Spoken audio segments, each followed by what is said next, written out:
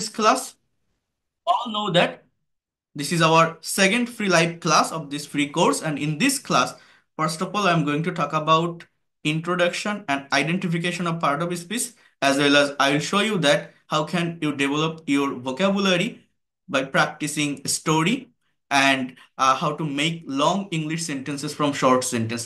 প্রথমত আমি একটু পার্ট অফ স্পিচের ফাংশন নিয়ে কথা বলবো, তারপর আমি রাইটিংটা দেখাবো, অর্থাৎ কিভাবে আপনারা একটা প্যারাগ্রাফ, একটা সিবি, একটা রিপোর্ট ফ্রি হ্যান্ডে ইংলিশে লিখতে পারেন। অর্থাৎ কোনো কিছু বাংলায় ভাবলে ইনস্ট্যান্টলি আপনি সেটাকে ইংলিশে কিভাবে ট্রান্সলেট করতে পারেন, অথবা আহ, আহ, একটা সেন্টেন্স বা বাক্যের ভিতরে কিভাবে এক্সট্রা ইনফরমেশন অ্যাড করতে পারেন, এটা আমি দেখাবো। অর্থাৎ রাইটিং এর জায়গাটা, ক্রিয়েটিভ রাইটিং এর জায়গাটা আপনি ডেভেলপ করতে পারবেন যদি লাস্ট পর্যন্ত থাকেন। আর হচ্ছে যারা ভোকাবুলারিতে দুর্বল, ভোকাবুলারি প্র্যাকটিসের ওয়েটা কি, কিভাবে আপনি ভোকাবুলারি দ্রুত ডেভেলপ করতে পারেন ইংলিশে, সেটা দেখাবো। আরেকটা বিষয় কি, সেই জায়গাগুলোতে যেতে গেলে, অর্থাৎ প্র্যাকটিক্যাল রাইটিং বলি বা ভোকাবুলারি বলি, সেখানে যেতে গেলে আগে এই পার্ট অফ স্পিচের ফাংশন সম্পর্কে একটু কনসেপ্ট বা ধারণা রাখতে হবে। কারণ এই পার্ট অফ স্পিচটা হচ্ছে ইংলিশ ল্যাঙ্গুয়েজের ফাউন্ডেশন। এটা কেন শিখতে হয় জানেন? এটা সম্পর্কে যদি কনসেপ্ট না থাকে, ধারণা না থাকে, আপনি কখনো একটা সেন্টেন্স বা বাক্য পড়ে রিড আউট করে তার অ্যাকচুয়াল মিনিং বা অর্থ বুঝতে পারবেন না। এই পার্ট অফ স্পিচ অনেক গুরুত্বপূর্ণ একটা ভূমিকা পালন করে এই ল্যাঙ্গুয়েজে। তো সেইটা একটু আমি দেখাবো, খুব বেশি টাইম নিব না, যেহেতু গ্রামার ক্লাস অনেকের ভালো লাগে না, কঠিন লাগে, খারাপ লাগে। বাট যদি ধৈর্য থাকে, যদি মনে প্রাণে ইংরেজি শেখার ইচ্ছা থাকে, যদি মনে করেন যে না, এই ল্যাঙ্গুয়েজটাকে আমি আমার অ্যাসেট বা সম্পদ হিসাবে নিতে চাই, ভালোভাবে প্রফেশনালি শিখতে চাই, এটা আপনার দেখতে হবে। এটাকে স্কিপ করে কখনো আপনি ভাষা শিখতে পারবেন না ভালোভাবে। তো দেখেন, প্রথমত এখানে একটা ডেফিনেশন, সেটা হচ্ছে introduction of part of speech. এখানে কি বলছে দেখেন, পার্ট অর্থ অংশ এবং স্পিচ অর্থ বাক্য বা কথা। সুতরাং বাক্যে ব্যবহার অনুযায়ী অর্থবোধক বিভিন্ন শ্রেণীর বা প্রকারের শব্দগুলোকে পার্ট অফ স্পিচ বলে। The different classes or kinds of words used in English speech are called part of speech according to their use. অর্থাৎ এই পার্ট অফ স্পিচটা কি? এটা হচ্ছে মূলত স্পিচ এর পার্ট, অর্থাৎ কথা বা বাক্য, স্পিচ আমি যা বলি। মনে করেন আমি মুখ দিয়ে একটা কথা বলছি, একটা সেন্টেন্স, একটা বাক্য তৈরি করছি, এই বাক্যটাই হচ্ছে আমার একটা স্পিচ। এই যে একটা সেন্টেন্স বা বাক্য যখন আমরা তৈরি করি, কথাটা মনোযোগ দিয়ে বোঝেন, একটা সেন্টেন্স বা বাক্যের ডেফিনেশন কি? একটা সেন্টেন্স বা বাক্যের ডেফিনেশন হচ্ছে যে কতগুলো ওয়ার্ড পাশাপাশি বসে যখন মনের ভাবটা ক্লিয়ারলি প্রকাশ করে, তাকেই আমরা সেন্টেন্স বা বাক্য তৈরি করি। তো ইংলিশ ল্যাঙ্গুয়েজে ব্যবহৃত প্রতিটা সেন্টেন্সের যে ওয়ার্ডগুলো থাকে, যে শব্দগুলো থাকে, এই শব্দগুলোর একটা নাম আছে। এই শব্দগুলো মূলত 8 প্রকার পার্ট অফ স্পিচ থেকে আসে। একটা বাক্য তৈরি করতে গেলে তো ওয়ার্ডের প্রয়োজন হয়, তাই না? শব্দের প্রয়োজন হয়। তো একটা বাক্যের ভিতরে যে শব্দগুলো ব্যবহৃত হয়, প্রত্যেকটা ওয়ার্ডের একটা পার্টিকুলার নাম থাকে। এই নামগুলো এই 8 প্রকার পার্ট অফ স্পিচ থেকে আসে। প্রত্যেকটা সেন্টেন্সে, প্রত্যেকটা ওয়ার্ডেরই একটা না একটা নাম আছে। সেটা আপনাকে আইডেন্টিফাই করা শিখতে হবে যে কোন ওয়ার্ডটা কোন পার্ট অফ স্পিচ। হয় সেটা নাউন হবে, না হলে প্রোনাউন হবে, না হলে অ্যাডজেক্টিভ হবে, না হলে ভার্ব হবে, না হলে অ্যাডভার্ব হবে, না হলে প্রিপোজিশন হবে, না হলে কনজাংশন হবে, না হলে ইন্টারজেকশন হবে। যে কোনো একটা হবে। তো এইটা যারা আইডেন্টিফাই করতে পারবে, তারা দ্রুত ল্যাঙ্গুয়েজটাকে ডেভেলপ করতে পারবে। কেন আমি এই কথাটা বলছি যে এইটা যারা আইডেন্টিফাই করতে পারবে তারা দ্রুত ডেভেলপ করতে পারবে? এর মেইন রিজনটা কি? এর মেইন রিজনটা হচ্ছে, একটু মনোযোগ দিয়ে দেখেন, বোঝার চেষ্টা করেন, ভালোভাবে নেওয়ার চেষ্টা করেন। মেইন রিজনটা হচ্ছে, আমরা যখন আহ, একটা সেন্টেন্স বা বাক্য রিডিং পড়ি, মনে করেন আপনি, আমি গতকাল ক্লাসে আপনাদেরকে বলছিলাম, বড় একটা বাক্য, নিউজ পেপারের যে বাক্যগুলো থাকে, বিশেষ করে ফ্রেজ অ্যান্ড ক্লজ অ্যাড করা থাকে। মনে করেন 15টা ওয়ার্ডের একটা সেন্টেন্স, সেখানে আপনি 10টা ওয়ার্ডের অর্থ জানেন, 5টা ওয়ার্ডের জানেন না। এই জন্য আপনি ওই বাক্যটাকে ট্রান্সলেট করতে পারছেন না। এখন মনে করেন আপনার মোবাইল থেকে 5টা ওয়ার্ড আপনি পেলেন, যেগুলো জানেন না, অর্থটা পেলেন। পাওয়ার পরেও কি ওই সম্পূর্ণ সেন্টেন্স, একটা লং সেন্টেন্স, সম্পূর্ণ সেন্টেন্স বা বাক্যের অ্যাকচুয়াল মিনিংটা আপনি বের করতে পারবেন? ভেবে দেখবেন তো, করার চেষ্টা করে দেখবেন তো। নিউজ পেপার কেউ ট্রান্সলেট করছেন কিনা জানি না, দেখবেন হয় না। যদি না আপনি পার্ট অফ স্পিচের ফাংশন বোঝেন। পার্ট অফ স্পিচ মানে কি? ওইটা দেখলে বোঝা যায় একটা সেন্টেন্সে কোন ওয়ার্ডের সাথে কোন ওয়ার্ড কানেক্টেড, কোন ওয়ার্ডের সাথে কোন ওয়ার্ড রিলেটেড, এটা বোঝা যায়। অর্থাৎ আপনি যদি ভোকাবুলারি না জানেন, কিন্তু যদি পার্ট অফ স্পিচ আইডেন্টিফাই করতে পারেন ওই 15টা ওয়ার্ডকে, যে এই ওয়ার্ডটা এই পার্ট অফ স্পিচ, তাহলে কি হবে জানেন? তাহলে অনেক দ্রুত আপনি ওই সেন্টেন্সের একটা মিনিং, একটা সেন্স, একটা থট, একটা অর্থ আপনি বুঝতে পারবেন। বাট ভোকাবুলারি জানা সত্ত্বেও যদি পার্ট অফ স্পিচ আইডেন্টিফাই করতে না পারেন, একটা প্যাসেজ, একটা নোভেল, ফিকশন, নন ফিকশন পড়ে রিড আউট করে তার অ্যাকচুয়াল অর্থ আপনি বুঝতে পারবেন না। এর কারণ কি জানেন? এর কারণ হচ্ছে এই পার্ট অফ স্পিচ গুলো পরিবর্তন হয়, এগুলো পরিবর্তনশীল। গতকাল বলছিলাম, যেমন আমি এখন আপনাদের ক্লাস নিচ্ছি, আমি আপনার টিচার। আমি যখন আমার ইউনিভার্সিটিতে ক্লাস করতাম, আমি তাদের স্টুডেন্ট। আমি যখন আমার বাবার সামনে গিয়ে দাঁড়াই, আমি তার ছেলে। তো এই ওয়ার্ডগুলো পরিবর্তন হয়। পার্ট অফ স্পিচ কখনো মুখস্থ রাখা যায় না যে এই ওয়ার্ডগুলোই নাউন, এই ওয়ার্ডগুলোই অ্যাজেক্টিভ। তাহলে পার্ট অফ স্পিচ জিনিসটা কি? আমরা যখন একটা সেন্টেন্স বা বাক্য তৈরি করি, বাক্যে ব্যবহৃত যে শব্দগুলো থাকে, প্রত্যেকটা ওয়ার্ডে একটা নাম থাকে, এবং এই নামগুলো 8 প্রকার পার্ট অফ স্পিচ থেকে আসে। সেটা আইডেন্টিফাই করতে আমরা অনেকেই জানি যে নাউন, প্রোনাউন, অ্যাডজেক্টিভ, অ্যাডভার্ব এগুলো পার্ট অফ স্পিচ বা এগুলো এরকম ডেফিনেশন, কিন্তু আইডেন্টিফিকেশনটা কতজন করতে পারেন? এটা করা শিখতে হবে। যেমন এখানে একটা বাক্য দেখেন, যে great, Meena is the only brilliant girl with highest score in the class. এই যে বাক্যটা আপনারা দেখছেন, এখানে যে গ্রেট যে ওয়ার্ডটা, এটা একটা ইন্টারজেকশন। মিনা শব্দটা একটা নাউন, ইজ একটা ভার্ব, দা একটা অ্যাজেক্টিভ, অনলি একটা অ্যাডভার্ব, ব্রিলিয়ান্ট একটা অ্যাজেক্টিভ, গার্ল একটা নাউন, উইথ একটা প্রেপোজিশন, হাইয়েস্ট একটা অ্যাজেক্টিভ, স্কোর একটা নাউন, ইন একটা প্রেপোজিশন, দা একটা অ্যাজেক্টিভ, ক্লাস একটা নাউন। এই যে প্রত্যেকটা ওয়ার্ডের নাম বললাম না, এই নাম বলাটা শিখতে হবে, নাম আইডেন্টিফাই করাটা শিখতে হবে। কিন্তু আমি কি বলছি যে এগুলো চেঞ্জেবল, অর্থাৎ এটা পরিবর্তন হয়। পরিবর্তন হয় কেন বলছি, বা পরিবর্তনটা কিভাবে হয় দেখেন। Try to understand here. কোথায় আসবো? জাস্ট ওয়েট আ মিনিট, আমি দেখাচ্ছি পরিবর্তনটা কিভাবে হয়। দেখেন, আমি যদি এই জায়গাটা নিয়ে একটু কথা বলি আপনাদের সামনে, সেটা হচ্ছে, আমি গত ক্লাসে আপনাদেরকে দেখিয়েছিলাম, কারো মনে আছে কিনা, আপনাদের মনে থাকার কথা এই বিষয়টা, আহ জেরান ইনফিনিটিভ পার্টিসিপল নিয়ে আমি একবার কথা বলছিলাম গত ক্লাসটাতে যারা ছিলেন। জেরান্ড ইনফিনিটিভ পার্টিসিপল এটা কিন্তু এই পার্ট অফ স্পিচেরই একটা অংশ, একটা পার্ট।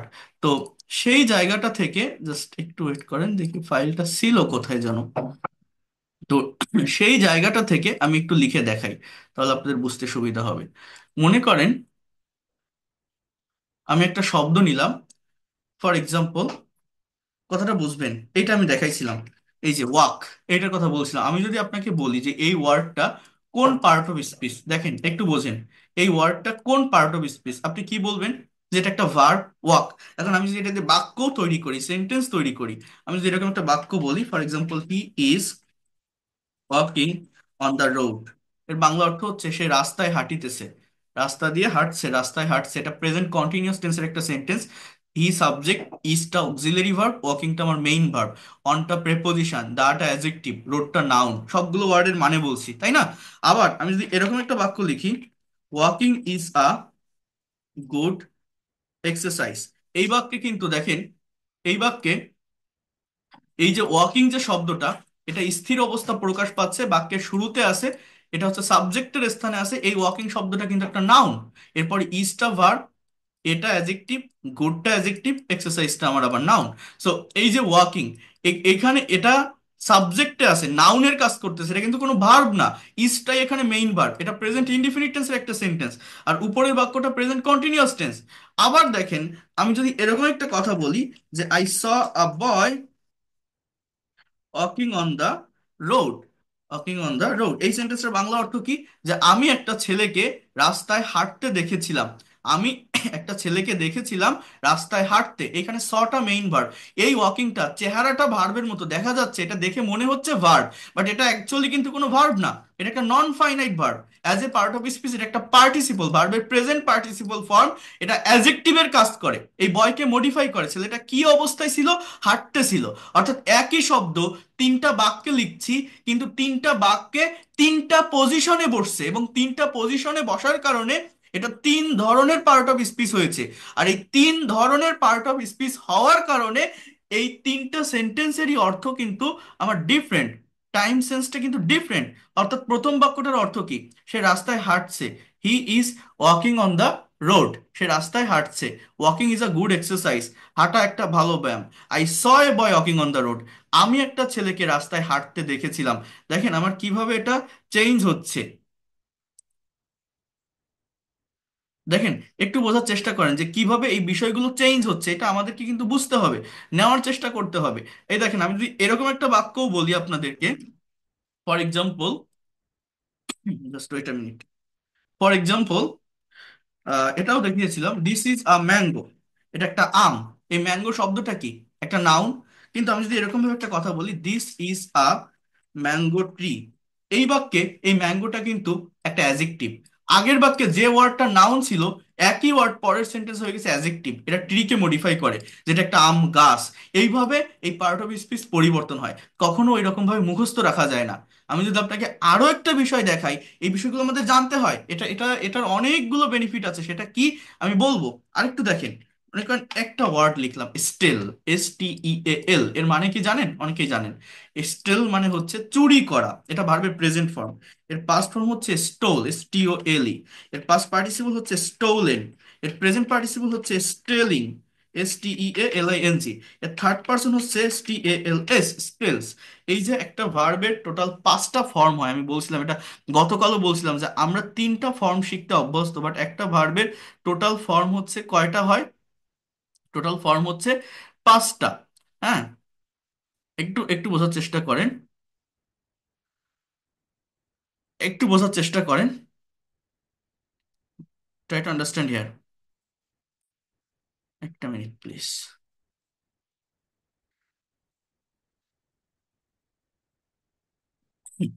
এই যে টোটাল 5টা ফর্ম আমি লিখলাম, এই 5টা ফর্ম দিয়ে আমরা যদি টেন্স মেনটেন করে সেন্টেন্স তৈরি করি। গতকাল আমি আপনাদের টেন্সের ফাংশন দেখিয়েছিলাম, গতকাল আপনাদের মনে থাকার কথা, আপনারা জানেন। যেমন আমি যদি বলি যে হি স্টেলস মানি, এই বাক্যটার বাংলা অর্থ হচ্ছে যে সে টাকা চুরি করে। এই বাক্যটার বাংলা অর্থ কি? এই যে ওয়ার্ডটা, এই যে বাক্যটা আমি লিখলাম, এর বাংলা অর্থ হচ্ছে সে টাকা চুরি করে। আবার আমি যদি বলি হি ইজ STEALIN, স্টেলিং মানি, এর অর্থটা কি? যে সে টাকা চুরি করছে বা করিতেছে, এটা আমি কন্টিনিউয়াস টেন্সে লিখলাম, যে হি ইজ স্টেলিং মানি, সে টাকা চুরি করিতেছে। আবার আমি যদি এরকম একটা সেন্টেন্স লিখি, he has he has stolen money, এর বাংলা অর্থ হচ্ছে সে টাকা চুরি করেছে। হি হ্যাজ স্টোলেন মানি, এর অর্থটা কি বললাম? সে টাকা চুরি করেছে। আবার আমি যদি এরকম একটা সেন্টেন্স লিখি, এই দেখেন আমার একটা ইনডিফিনিট টেন্স, একটা কন্টিনিউয়াস টেন্স, একটা পারফেক্ট টেন্স আমি লিখলাম। বা আমি যদি এরকমও লিখি, জাস্ট হি স্টোল মানি, এর বাংলা অর্থ হচ্ছে সে টাকা চুরি করেছিল, এটা পাস্ট ইনডিফিনিট টেন্স। এই ভার্বগুলোকে আমি বিভিন্ন টেন্সের স্ট্রাকচারে ব্যবহার করছি এবং আমার অর্থের পরিবর্তন হচ্ছে কেন? কারণ আমি ভার্বের ফর্মের পরিবর্তন করছি। এখন বোঝেন, এইখানে স্টেলস, এটা কিন্তু আমার মেইন ভার্ব। ইজ স্টেলিং, এটা কিন্তু আমার মেইন ভার্ব। হ্যাজ স্টোলেন, এই স্টোলেন মেইন ভার্ব। এই স্টোল, এটাও মেইন ভার্ব। কিন্তু এই যে ভার্বের ফর্মগুলো দেখছেন না, এই ফর্মগুলো কিন্তু আমার মেইন ভার্ব হিসাবে না বসে অন্যান্য পার্ট অফ স্পিচ হিসাবেও বসতে পারে। কিভাবে জানেন? এই দেখেন, আমি যদি এখানে বলি যে stealing is a bad habit, এর বাংলা অর্থ কি? যে চুরি করা একটা খারাপ অভ্যাস। এই যে স্টেলিংটা লিখলাম, এটা জেরান্ড, এটা as a part of speech একটা নাউন। আবার আমি যদি এরকম একটা সেন্টেন্স বলি, ওই যেটা বললাম, I saw a boy stealing মানি, আমি একটা ছেলেকে টাকা চুরি করতে দেখেছিলাম। কি অবস্থায় দেখেছিলাম? টাকা চুরি করতে। এটা আমার একটা অ্যাডজেক্টিভের কাজ করতেছে। আবার আমি যদি এরকম একটা বাক্য বলি, দেখেন এই যে স্টোলেন না, এটাও কিন্তু আমার নন ফাইনাইট ভার্ব হিসাবে বসে। যেমন আমি যদি বলি, police caught the thief with stolen money, এই যে বাক্যটা লিখলাম না, এই বাক্যের অর্থ কি জানেন? পুলিশ চোরটাকে ধরেছিল উইথ স্টোলেন মানি, অর্থাৎ চুরি করা টাকা সহ। মানিকে মডিফাই করছে স্টোলেন শব্দটা। এটা কিন্তু ভার্বের পাস্ট পার্টিসিপল ফর্ম। এই যে ভার্বের পাস্ট পার্টিসিপল বা V3, এই ফর্মটা একটা বাক্য বা একটা সেন্টেন্সের কোথায় বসে? এটা একটা সেন্টেন্সের কোন জায়গায় বসে? পারফেক্ট টেন্স গুলোতে বসে, অথবা প্যাসিভের বিভিন্ন স্ট্রাকচারে বসে। কিন্তু এখানে কিন্তু এর আগে কোনো have, has, had, will have বা কোনো ধরনের অক্সিলারি ভার্ব নেই। জাস্ট ভার্বের থার্ড মানে থার্ড ফর্ম, বা এটাকে কি বলবো, পাস্ট পার্টিসিপল ফর্ম একা একা বসতেছে, অন্য আরেকটা নাউনকে মডিফাই করতেছে। তো এইটাকে বলা হয় ভার্বের পাস্ট পার্টিসিপল। এবং as a part of speech এটা এখানে অ্যাজেক্টিভের কাজ করে। বাংলা কি? যে পুলিশ চোরটাকে ধরেছিল চুরি করা টাকা সহ। আমরা এগুলো অনেক সময় বুঝি না, যে কোনটা মেইন ভার্ব, কোনটা নাউন, কোনটা অ্যাজেক্টিভ। এটা যদি না বোঝেন আপনি কখনোই ল্যাঙ্গুয়েজটাকে ভালোভাবে ডেভেলপ করতে পারবেন না, প্রফেশনাল হতে পারবেন না। আবার এই পার্টিসিপল তিন প্রকার। এইটাকে বলছি প্রেজেন্ট পার্টিসিপল, এটা পাস্ট পার্টিসিপল, আর একটা আছে perfect participle. Having plus V three যুক্ত শব্দকে বলা হয় পারফেক্ট পার্টিসিপল। সেটাও নন ফাইনাইট ভার্ব। যেমন হ্যাভিং স্টোলেন মানি, এর বাংলা অর্থটা কি জানেন? টাকা চুরি করেই। হ্যাভিং স্টোলেন মানি, টাকা চুরি করেই। The thief, the thief ran away, অর্থাৎ চোরটা দৌড় দিল বা দৌড়ে পালালো। কি বললাম? হ্যাভিং স্টোলেন মানি, টাকা চুরি করেই। হ্যাভিং স্টোলেন মানি, টাকা চুরি করেই। দ্য থিপ র্যান অ্যাওয়ে, চোরটা দৌড়ে পালালো বা দৌড় দিল। তো এটা হচ্ছে আমাদের মূলত হ্যাভিং প্লাস ভি3, এটাকে পারফেক্ট পার্টিসিপল বলে। তাহলে আমি কি বললাম, কি বুঝালাম, কেউ কি বোঝেন? এই জিনিসগুলো অনেকেই বোঝে না, অনেকে দেখতে চায় না, অনেকে শিখতে চায় না, অনেকে সবকিছু খুব সহজভাবে নিতে চায়। আমি যদি এরকম বলতাম যে ঘরে বসে এই ইংলিশ বলতে হয়, ট্রেনে বসে ইংলিশ বলতে হয়, ইংরেজি শেখার জন্য এই এই এক্সপ্রেশনগুলো শিখে রাখুন, হ্যাঁ, বা এটা প্লাস এটা প্লাস এটা এরকম হয়, এই দিয়ে হাজারো সেন্টেন্স তৈরি করতে পারবেন, এইভাবে বললে হয়তো অনেকে এনজয় করতো। বাট প্র্যাকটিক্যাল ল্যাঙ্গুয়েজ নিয়ে কেউ কথা বলে না। প্র্যাকটিক্যাল জায়গাটা, ল্যাঙ্গুয়েজের অরিজিনটা, ল্যাঙ্গুয়েজের যে গঠন, এইটা নিয়ে কেউ কথা কথা বলে না। আমি কিন্তু মূলত সেইটাই আপনাদেরকে দেখাচ্ছি, সেই বিষয়গুলোই আপনাদেরকে এখানে তুলে ধরার চেষ্টা করছি বা দেখানোর চেষ্টা করছি। একটু মনোযোগ দেন, একটু ভালোভাবে দেখেন, আশা করি আপনারা নিতে পারবেন।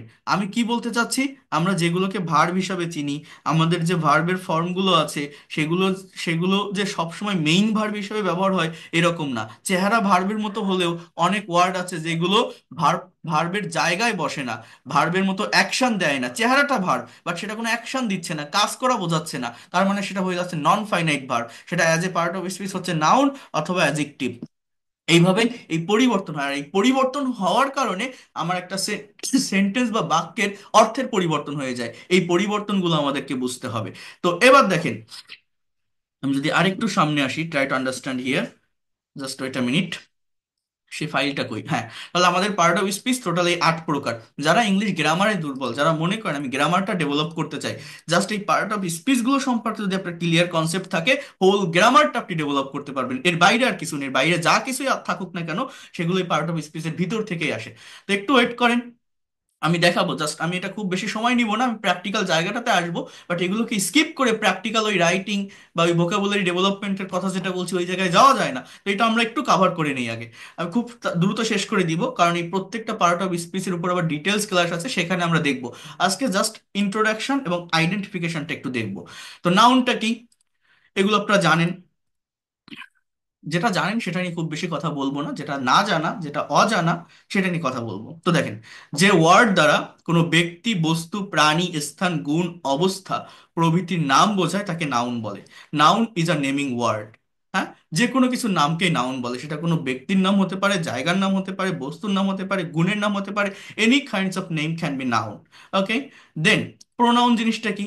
নাউন বা নাউন ইকুইভ্যালেন্টের পরিবর্তে যে সকল ওয়ার্ড ব্যবহৃত হয় তাকে প্রোনাউন বলে। Pronoun is a substituting word for noun or noun equivalent, অর্থাৎ I, we, you, he, she, they, এগুলোকে আমরা প্রোনাউন বলি বা সর্বনাম বলি। এই প্রোনাউনের কিন্তু বিভিন্ন ক্লাসিফিকেশন আছে: personal pronoun, demonstrative pronoun, reciprocal pronoun, reflexive pronoun, emphatic বা ইন্টেন্সিভ প্রোনাউন। তো এগুলো ডিটেলস একটা ক্লাস আছে, আমি সেখানে দেখাবো আপনাদের। এরপর আসি অ্যাজেক্টিভ। এই অ্যাজেক্টিভটা কি দেখেন, যে ওয়ার্ড কোনো নাউন বা প্রোনাউনের দোষ, গুণ, অবস্থা, সংখ্যা, পরিমাণ ইত্যাদি প্রকাশ করে তাকে আমরা অ্যাজেক্টিভ বলি। অ্যাজেক্টিভ নাউন বা প্রোনাউনকে মডিফাই বা কোয়ালিফাই করে। And adjective modifies or qualifies a noun or pronoun or anything equivalent to a noun. যেমন this is a nice pen, এটা একটা সুন্দর কলম। এই পেনকে মডিফাই করছে নাইস শব্দটা। She is a beautiful lady, সে একজন সুন্দরী মহিলা। লেডিকে মডিফাই করছে বিউটিফুল শব্দটা। তো এগুলো হচ্ছে অ্যাজেক্টিভ। এখানে একটা জিনিস আমি আপনাদের একটু ক্লিয়ার করি। আমাদের এই যে 8 প্রকার পার্ট অফ স্পিচ আপনারা দেখছেন, আমি বলছি যে পার্ট অফ স্পিচ টোটাল 8 প্রকার। সেটা কি? যে noun, pronoun, adjective, verb, adverb, preposition, conjunction, interjection. এই 8 প্রকার পার্ট অফ স্পিচের ভিতর আমার মেইন পার্ট অফ স্পিচ কোনগুলো জানেন? বা জাস্ট একদম জিস্ট কোনটা, মানে কোনটা না হলে একটা সেন্টেন্স বা বাক্য তৈরি করা যায় না, সেটা হচ্ছে নাউন, প্রোনাউন আর ভার্ব। সেটা কেমন? যেমন দেখেন, মনে করেন আমি এখানে একটা বাক্য যদি লিখি বা বলি আপনাদের, for example, Ruma is a girl. Ruma একটা মেয়ে। এই যে একটা বাক্য লিখলাম, এই বাক্যে বোঝেন বা জাস্ট এখানে লিখি শি ইজ আ গার্ল। এই শিটা কি? একটা প্রোনাউন। ইজটা কি? একটা ভার্ব। ইজটা কি? একটা ভার্ব। আর এই গার্লটা কি? একটা নাউন। এবার আপনি এটা বাদ দেন, জাস্ট আমি যদি বলি শি ইজ গার্ল, সে হয় মেয়ে। শি ইজ আ গার্ল, সে হয় একটা মেয়ে। এই এটা আমরা এ এন্ড দি কে আর্টিকেল বলি, বাট 8 প্রকার পার্ট অফ স্পিচের ভিতরে কিন্তু আর্টিকেল নামে কোনো শব্দ নেই। তো এই এটার নিচে কেউ আন্ডারলাইন করে যদি বলে এটা কোন part of speech, a and the, এগুলো কিন্তু আমার adjective. As a part of speech এগুলো অ্যাজেক্টিভ। কেন অ্যাজেক্টিভ? এটা এই গার্ল নাউনের একটা সংখ্যা বোঝাচ্ছে। অ্যাজেক্টিভের ডেফিনেশন হচ্ছে যে ওয়ার্ড নাউন বা প্রোনাউনের দোষ গুণ অবস্থা সংখ্যা বোঝায় তাকে অ্যাজেক্টিভ বলে। So she is a girl, এই এটা হচ্ছে আমার একটা অ্যাজেক্টিভ। সে সে হয় একটা মেয়ে। এখন বোঝেন, আমি এই বাক্যটা থেকে আমি যদি শিটা বাদ দেই তাহলে কি সেন্টেন্স থাকবে? যদি ইজটা বাদ দেই বাক্য কি থাকবে? যদি গার্ল বাদ দেই তাহলে কি বাক্য হবে? কিন্তু এটা বাদ দেন, বাক্যের কিন্তু একটা অর্থ থাকবে। আমি যদি বলি she is a beautiful girl, BEAUTIFUL, একটা সুন্দরী মেয়ে। এই বিউটিফুল শব্দটা কি? এটা আমার একটা অ্যাজেক্টিভ, ওই গার্লকে মডিফাই করে। আমি যদি বলি she is a very beautiful girl, এই ভেরি শব্দটা কি জানেন? এটা একটা অ্যাডভার্ব, ওই বিউটিফুল কে মডিফাই করে। সে মেয়ে, সে একটা মেয়ে, সে একটা সুন্দরী মেয়ে, সে সুন্দরী, সে খুব সুন্দরী, সুন্দরী, খুব সুন্দরী। অর্থাৎ এই ভেরি শব্দটা হচ্ছে বিউটিফুল কে মডিফাই করছে, তার মানে এটা একটা অ্যাডভার্ব। তো এই এ, ভেরি, বিউটিফুল, এই তিনটা ওয়ার্ড বাক্যে বসার কারণে কি হলো? বাক্যটা একটু বড় হলো, বাক্যটাকে মডিফাই করা হলো, মনের ভাবটা ক্লিয়ারলি প্রকাশ পেল। কিন্তু মনোযোগ দিয়ে বোঝেন, মনোযোগ দিয়ে বোঝেন, আমি যদি এই তিনটা ওয়ার্ড বাদও দেই, আমি যদি বিউটিফুল বাদ দেই, ভেরি বাদ দেই, এ বাদ দেই, আমার বাক্যের কিন্তু একটা অর্থ থাকবে। কিন্তু আপনি গার্ল বাদ দেন তো, বা শি বাদ দেন তো, বা ইজ বাদ দেন তো, দেখবেন সেন্টেন্সই থাকবে না, সেন্টেন্সই হবে না। তার মানে কি জানেন? আমাদের 8 প্রকার পার্ট অফ স্পিচের ভিতর মেইন বা জিস্ট পার্ট অফ স্পিচ হচ্ছে এই নাউন, প্রোনাউন আর ভার্ব।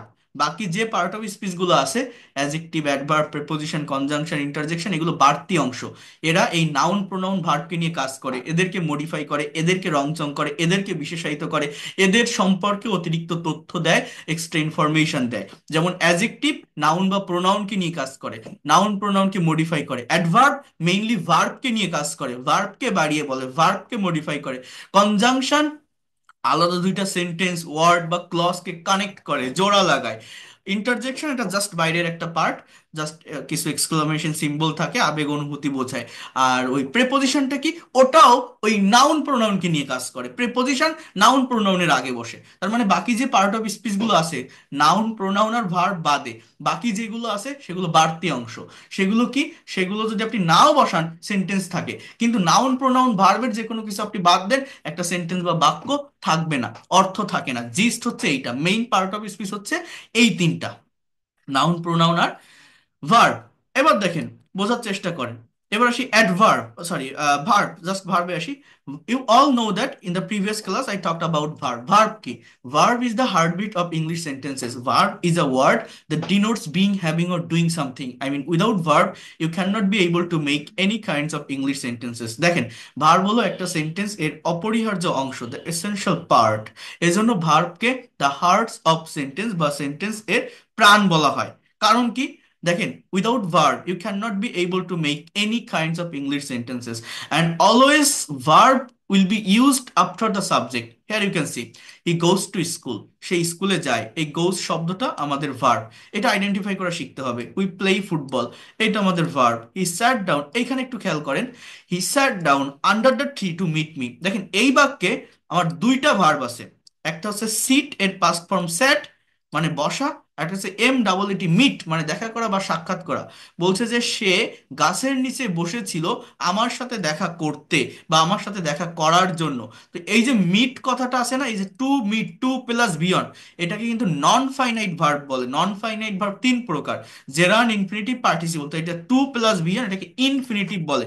মিট মানে দেখা করা, টু মিট মানে দেখা করতে, ডু মানে করা, আমি যদি বলি টু ডু মানে করতে, রিড মানে পড়া, টু রিড মানে পড়তে, টু প্লাস বিয়ন্ড করতে, বলতে, লিখতে, চলতে, দিতে, নিতে, এই ধরনের একটা মিনিং দেয়। অর্থাৎ একটা বাক্যে একের অধিক ভার্ব বসতে পারে, কিন্তু মনে রাখবেন যে ভার্বটা টেন্স মেনটেন করে, যে ভার্বটা সাবজেক্টের পরে বসে, সেটাই মূলত মেইন ভার্ব। সাবজেক্ট থেকে দূরে যে ভার্ব বসে সেটাকে বলা হয় নন ফাইনাইট ভার্ব। সেটা চেহারাটা ভার্বের মতো লাগে, দেখা যায় ভার্ব, কিন্তু কোনো ধরনের অ্যাকশন দেয় না, কোনো ধরনের কাজ করে না। এই যে কথাগুলো আমি বলছি, হাজার হাজার লাখ লাখ টাকা খরচ করে একটা অফলাইনের কোর্স থেকেও আপনি পাবেন না, একটা টিচারের কাছ থেকে। যেটা আমি এখন প্রোভাইড করছি, এটা আপনারা পরে বুঝতে পারবেন যে এর গুরুত্ব কতটা ছিল, কারণ এতটা ডিটেলসে, এতটা ভেঙে ভেঙে এই অরিজিনটা নিয়ে কেউ কথা বলে না। এই জন্য বলছি, যদি প্রফেশনালি শিখতে চান, যদি মনে করেন এই ল্যাঙ্গুয়েজটাকে নিজের অ্যাসেট বা সম্পদ হিসাবে নেবেন, এটা আপনাকে এইভাবেই শিখতে হবে। অর্থাৎ একদম অরিজিন জায়গাটা থেকে শিখতে হবে, ল্যাঙ্গুয়েজের ফাংশনটা বুঝতে হবে। এরপর দেখেন, দে গো টু স্কুল, এই গো শব্দটা আমার এখানে মেইন ভার্ব। এরপরে কোথায় আসবো? ভার্বের পরে আসি অ্যাডভার্ব। অ্যাডভার্বটা নিয়েই আমাদের আজকের মেইন কাজ, তো এটা নিয়ে আমি ডিটেলসে বলবো। দেখেন, যে ওয়ার্ড সাধারণত নাউন, প্রোনাউন এন্ড ইন্টারজেকশন ব্যতীত যে কোনো পার্ট অফ স্পিচ, ফ্রেজ বা ক্লজ বা কোনো সেন্টেন্সকে মডিফাই বা বিশেষায়িত করে তাকে অ্যাডভার্ব বলে। Add plus verb equal to adverb. Adverb প্রধানত ভার্বকে মডিফাই বা বিশেষায়িত করে। এক কথায় ভার্বকে বাড়িয়ে কিছু বলাটাই হচ্ছে অ্যাডভার্ব। এই অ্যাডভার্বের কাজটা কি? এই অ্যাডভার্ব হচ্ছে মেইনলি ভার্বকে বাড়িয়ে বলে। যেমন দেখেন, panther can run fast. Panther মানে কি? চিতাবাঘ। তো চিতাবাঘ, এবার ক্যান একটা মডাল ভার্ব, রানটা হচ্ছে মেইন ভার্ব। তো প্যান্থার ক্যান রান, এর মানে হচ্ছে চিতাবাঘ দৌড়াতে পারে। এবার চিতাবাঘ যে দৌড়াতে পারে, সে দৌড়ায়। এখন সে কেমন দৌড়ায়, দৌড়ানোর ধরনটা কেমন? দ্রুত। তাহলে দৌড়ায়, দ্রুত দৌড়ায়, দৌড়ায়, দ্রুত দৌড়ায়। অর্থাৎ এই যে ফার্স্ট শব্দটা রানকে মডিফাই করে, তো এটাকে বলা হয় একটা অ্যাডভার্ব, অ্যাডভার্ব অফ ম্যানার। এই যে ফার্স্ট যে শব্দটা, এটা হচ্ছে অ্যাডভার্ব অফ ম্যানার। এরপর দেখেন, Sushma is a very beautiful girl. Sushma খুবই সুন্দরী মেয়ে। এই সুষমাটা সাবজেক্ট, গার্লটা আমার ভার্ব, ওই নাউন, এই ইজটা আমার ভার্ব। এই সুষমা ইজ আ গার্ল, এইটুকু হচ্ছে আমার মেইন অংশ। এবং এই বিউটিফুল শব্দটা গার্লকে মডিফাই করছে, যে সুষমা একটা মেয়ে। সুষমা কেমন মেয়ে? সুন্দরী মেয়ে। তাহলে এই মেয়ে, সুন্দরী মেয়ে, অর্থাৎ বিউটিফুল শব্দটা নাউনকে মডিফাই করছে। তার মানে এটা আমার একটা অ্যাজেক্টিভ। আবার সে সুন্দরী মেয়ে, সে খুব সুন্দরী মেয়ে, অর্থাৎ সুন্দরী, খুব সুন্দরী। এই ভেরি শব্দটা বিউটিফুলকে মডিফাই করছে, তো ভেরিটা অ্যাডভার্ব। মনে রাখবেন, অ্যাডভার্ব হচ্ছে অ্যাজেক্টিভের বিপরীত। অ্যাজেক্টিভ একটা বাক্যে শুধুমাত্র নাউন এবং প্রোনাউনকে মডিফাই করে। নাউন প্রোনাউন সম্পর্কে অতিরিক্ত অর্থ দেয়, তথ্য দেয়, নাউন প্রোনাউনকে বিশেষায়িত করে। কিন্তু অ্যাডভার্ব কখনোই নাউন প্রোনাউনকে মডিফাই করে না, নাউন প্রোনাউনকে নিয়ে কাজ করে না। অ্যাডভার্ব মেইনলি ভার্বকে মডিফাই করে, ভার্বকে বাড়িয়ে বলে, ভার্ব সম্পর্কে অতিরিক্ত তথ্য দেয়। কিন্তু একটা অ্যাডভার্ব নিজেকে নিজে মডিফাই করতে পারে, একটা আরেকটা অ্যাজেক্টিভকে মডিফাই করতে পারে, ইভেন প্রেপোজিশনকে মডিফাই করতে পারে, হোল সেন্টেন্সকে মডিফাই করতে পারে। সেটা কিভাবে হয় আমি দেখাবো, প্র্যাকটিক্যালি দেখাবো। এরপরে আরেকটু সামনে আসি, সেটা হচ্ছে প্রেপোজিশন। এই প্রেপোজিশনের ব্যবহার নিয়ে অনেকেই কনফিউশন ফেস করেন, প্রবলেম ফেস করেন। কারণ আপনি স্পোকেন ইংলিশ শেখেন বা রাইটিং শেখেন, যাই শেখেন না কেন, কমনলি প্রেপোজিশনের ব্যবহার কিন্তু আমাদের করতে হয়। তো যারা প্রেপোজিশনের সঠিক প্লেস, সঠিক অবস্থান আমরা বুঝি না, আমরা একটা সেন্টেন্সকে কখনো ভালোভাবে অর্গানাইজ করতে পারি না, একটার সাথে একটা ওয়ার্ড কানেক্টেড হয় না, খাপছাড়া খাপছাড়া মনে হয়। আজকে তো সেকেন্ড ক্লাস নিচ্ছে, আপনাদের এই ফ্রি ক্লাসের সেভেন্থ ফ্রি লাইভ ক্লাস, সপ্তম ক্লাসে এই প্রেপোজিশনের উপর একটা ডিটেলস ক্লাস আছে। আপনারা যদি থাকেন সেই পর্যন্ত, আপনারা পাবেন, একদম ক্লিয়ারলি বুঝতে পারবেন যে প্রেপোজিশন সঠিকভাবে ইউজ আমরা কিভাবে করতে পারি। তো এখান থেকে আমরা জাস্ট ডেফিনেশনটা দেখে রাখি। প্রি শব্দের অর্থ পূর্বে এবং পজিশন শব্দের অর্থ অবস্থান। যে সকল শব্দ বা ওয়ার্ড নাউন বা প্রোনাউনের পূর্বে বসে তাকে প্রেপোজিশন বলে। প্রেপোজিশন একটি সেন্টেন্স বা বাক্যের অলংকার। মনে রাখবেন, অলংকার যেমন একজন মানুষের সৌন্দর্য বাড়িয়ে দেয়, তেমনি ভাবে প্রেপোজিশন ব্যবহারের মাধ্যমে বাক্যের সৌন্দর্য বেড়ে যায়। তাহলে এটা মূলত কি? মনে করেন, একটা ছেলেকে আপনি যদি কোট, বুট, শার্ট, টাই পরান, দেখতে যেমন সুন্দর লাগে। একটা মেয়েকে আপনি যদি হাতে চুড়ি, কানের দুল, নাকের নোলক এগুলো পরান, সিনেমার নায়িকাদের সাজায় না বা নতুন বউদের সাজায় না, সাজালে দেখতে যেমন সুন্দর লাগে, একটা সেন্টেন্স বা বাক্যে যদি প্রেপোজিশনের ব্যবহার করেন, প্রেপোজিশনের ইউজ করেন, তাহলে একটা সেন্টেন্স বা বাক্যের সৌন্দর্য বেড়ে যায়। প্রেপোজিশন একটা সেন্টেন্স বা বাক্যকে কি করে? গর্জিয়াস করে তোলে, ডেকোরেট করে, অলংকৃত করে, অর্নামেন্টের কাজ করে। তো এটা বসে কোথায়? নাউন বা প্রোনাউনের পূর্বে। যেমন put the box on the table, I live with my family, he lives in America, এগুলো সবই হচ্ছে আমাদের প্রিপোজিশন। এরপর আসি কনজাংশন। এগুলো রাইটিং এর জন্য দরকার হয় মেইনলি। কি বলছে দেখেন, কনজাংশন অর্থ সংযোগ স্থাপন, দুইটি শব্দ ওয়ার্ড, দুইটি বাক্য সেন্টেন্স অথবা দুইটি বাক্যাংশ ক্লজ বা ফ্রেজের মধ্যে সংযোগ স্থাপনকারী শব্দকে কনজাংশন বলে। And, or, but, though, although, those are conjunction. For example, they are cheerful but broad minded, she is happy but frustrated, I will go if you come. So those are called conjunction. এরপর দেখেন interjection. হ্যাঁ, আবেগ অনুভূতি ছাড়া মানুষ বাঁচতে পারে না। মানুষের আবেগ অনুভূতি প্রকাশে ইংরেজিতে বেশ কিছু শব্দ ব্যবহৃত হয়, যেমন হুররে, আলাস, ফাই, ব্রাভো, হাস, ফু, হ্যালো।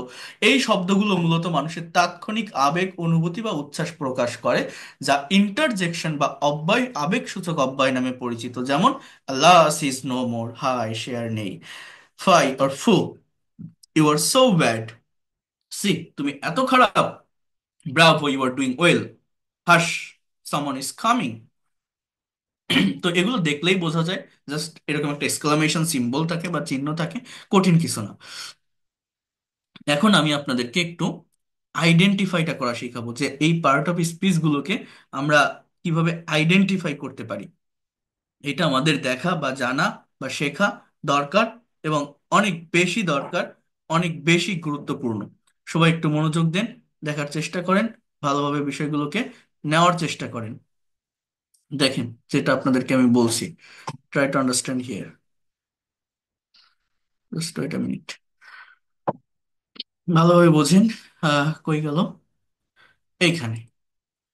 এগুলোকে হচ্ছে মূলত identification of part of speech. সবাই একটু মনোযোগ দিয়ে বুঝবেন। প্রথমে বলছে যে আই হ্যাভ আ পেন। এখানে কোন ওয়ার্ডটা কোন পার্ট অফ স্পিচ আপনাকে আইডেন্টিফাই করতে হবে। এগুলো কিন্তু BCS, banks of admission test, বিভিন্ন জায়গায় এই identification of part of speech থেকে কোশ্চেন আসে।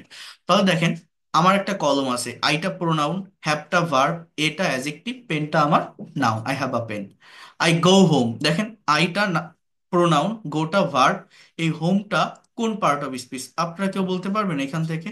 এই যে হোম যে শব্দটা, এটা এটা কোন part of speech? Anyone can say? I go home. Noun, noun, noun. Noun. Noun. Noun. Noun. Noun. আর কে? Noun. Yes, noun.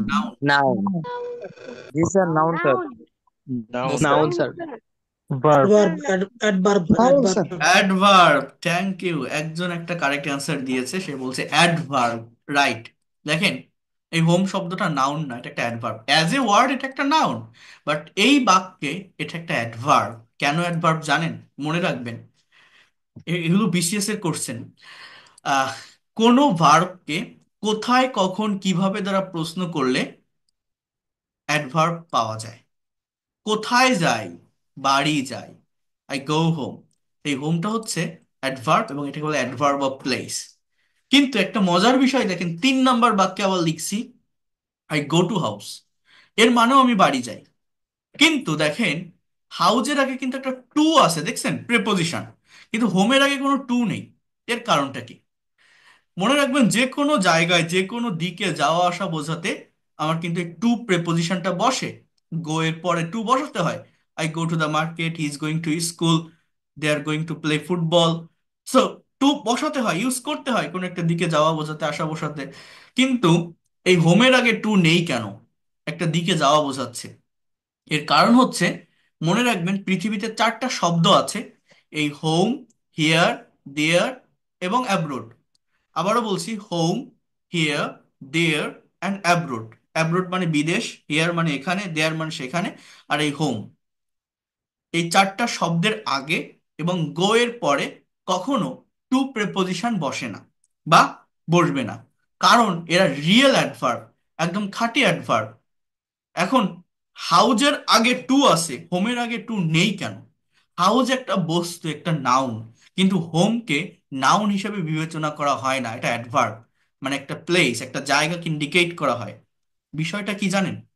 পার্থক্য আছে একটা। হাউস মানে আমরা জানি বাড়ি, মানে একটা ঘর, ঠিক আছে? কিন্তু হোম বলতে আমার কিন্তু নির্দিষ্ট কোনো বাড়িকে বোঝায় না। হোম বলতে জাস্ট একটা প্লেসকে ইন্ডিকেট করা হয়।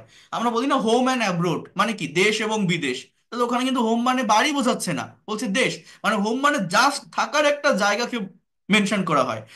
সেটা নৌকার নিচে যে ছাউনি সেটাও একটা হোম হতে পারে, পাহাড়ের গুহা সেটাও একটা হোম হতে পারে, গাছের নিচে থাকা সেটাও একটা হোম হতে পারে। Any kinds of place can be home, but any kinds of place can not be house. House কি একটা বস্তু, একটা নাউন, কিন্তু হোম নাউন হিসেবে বিবেচনা করা হয় না।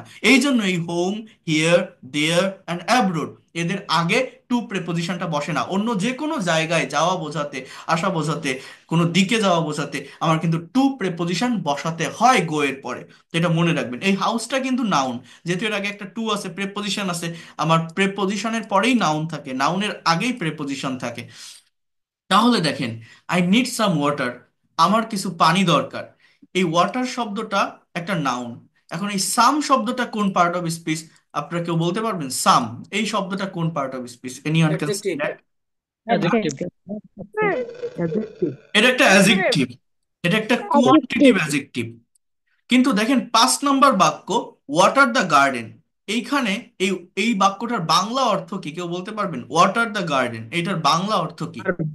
বাগানে পানি দাও। বাগানে পানি দাও। বাগানে পানি পানি দাও। দাও।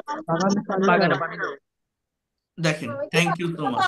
এদিকে অনেকে ওরা বলছেন বাগানে পানি দেওয়া, কিন্তু না, এটার অর্থ হচ্ছে বাগানে পানি দাও। এটা একটা ইম্পারেটিভ সেন্টেন্স। এই বাক্যে ওয়াটারটা মূলত ভার্ব। আমার 4 নম্বর সেন্টেন্সের সামটা অ্যাজেক্টিভ, কোয়ান্টিটিভ অ্যাজেক্টিভ। ওয়াটারটা কিন্তু একটা নাউন, কিন্তু 5 নম্বর এই বাক্যটাতে এই ওয়াটারটাই ভার্ব।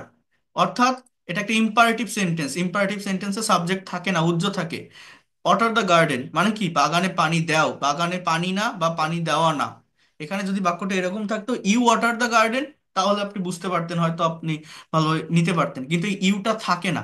এর কারণ, এই ধরনের বাক্যগুলো আমি যার সামনে বলি সে বুঝতে পারে আমি তাকেই বলছি। মানে ইংলিশ একটা ল্যাঙ্গুয়েজ, একটা ভাষা, এগুলো সিচুয়েশনের উপর ডিপেন্ড করে হয়। আমি এখন আপনার ক্লাস নিচ্ছি, মনে করেন আপনি একটা বিষয় নোট করছেন, আপনার পাশে আপনার একটা ভাই বসে আছে বা বোন বসে আছে, তার নাম রহিম বা রহিমা, সেও তার মতো করে তার পড়াশোনা করছে। এখন আপনার কলমের কালিটা হঠাৎ শেষ হয়ে গেল। হ্যাঁ, আপনার কলমের কালিটা হঠাৎ শেষ হয়ে গেল, এবং আপনার পাশেই আপনার বোন আছে, তার কাছে কলমটা চাচ্ছেন আপনি, আপনি জাস্ট তাকে বলছেন ওই কলমটা আমাকে দে তো, কলমটা একটু দে তো। আপনার পাশেই সে আছে, আপনার সামনেই সে আছে। আপনার কি তাকে নাম ধরে ডাকার প্রয়োজন আছে? এ রহিম, এ রহিমা, আমাকে বইটা দে। এরকম করে কিন্তু নাম ধরে ডাকার প্রয়োজন নেই। আপনি যখনই বলছেন কলমটা একটু দে তো, সে বুঝতে পারছে আপনি তাকেই বলছেন। তো ইম্পারেটিভ সেন্টেন্সগুলো তাদেরকেই মেনশন করা হয় যারা সামনে থাকে। অর্থাৎ আপনি যদি বলেন গেট আউট, বেরিয়ে যাও, close the door, open the window, এই কথাগুলো আমরা বলি না, এগুলো কাকে বলি? যে আমার সামনে থাকে। ওয়াটার দ্য গার্ডেন কাকে বলছি? আমার সামনে কেউ আসে বাগানে পানি দেওয়ার জন্য রেডি হয়ে দাঁড়ায় আছে, তাকেই আমি বলছি। তো এই জন্য এখানে সাবজেক্টটা থাকে না। তো এই ওয়াটারটা কিন্তু এখানে ভার্ব, নট নাউন। তাহলে মজার বিষয়টা দেখছেন, 2 নম্বর বাক্যে যে হোমটা অ্যাডভার্ব, 3 নম্বর বাক্যে হাউসটা আমার কি? নাউন। 4 নম্বর বাক্যে যে ওয়ার্ডারটা আমার নাউন, 5 নম্বর বাক্যে একই ওয়ার্ড একই স্পেলিং আমার ভার্ব। দেখেন, হেয়ার ইজ মাই স্কুল, কেউ বলতে পারেন এই মাই শব্দটা কোন part of speech? Anyone can say that? এই যে মাই, হেয়ার ইজ মাই স্কুল, এই মাই শব্দটা কোন পার্ট অফ স্পিচ? এটা আপনারা কেউ বলতে পারবেন? pronoun. মাই। Adjective. Adjective. Pronoun. Adjective. Pronoun. Adjective. Pronoun. Pronoun. Pronoun. Adjective. Pronoun. ভুলটা কোথায় হয় দেখছেন? এই মাইটা কিন্তু প্রোনাউন না, এটা একটা অ্যাজেক্টিভ। আওয়ার, ইওর, দেয়ার, এগুলো প্রোনাউন না, এগুলো অ্যাজেক্টিভ। কেন অ্যাজেক্টিভ? বুঝতে হবে প্রোনাউনটা কি। আমরা কি ডেফিনেশন জানি? প্রোনাউন হচ্ছে এমন কোন ওয়ার্ড যে ওয়ার্ড নাউনের পরিবর্তে বসে। প্রোনাউন মানে সর্বনাউন। Pronoun is a word that is used instead of noun. Noun কোথায় বসে? একটা বাক্যের শুরুতে সাবজেক্টের স্থানে, বা ভার্বের পর অবজেক্টের স্থানে। প্রোনাউন ওই সেম জায়গাতে বসবে, শুরুতে বা শেষে বসে, কিন্তু এরকম মাঝে কখনো বসে প্রোনাউন না। হিয়ার ইজ মাই স্কুল, এটা এখানে আমার স্কুল, মাই স্কুল, এই মাই শব্দটা স্কুলকে মডিফাই করতেছে। তো যে ওয়ার্ড, স্কুল একটা নাউন, তো যে ওয়ার্ড অন্য আরেকটা নাউনকে মডিফাই করে সেটা কখনো প্রোনাউন হয় না। প্রোনাউন কখনোই কাউকে মডিফাই করে না। মূলত প্রোনাউন নাউনের পরিবর্তে বসে, নাউনকে উঠাই দিয়ে বসে। আর এই মাইটা নাউনকে মডিফাই করতেছে।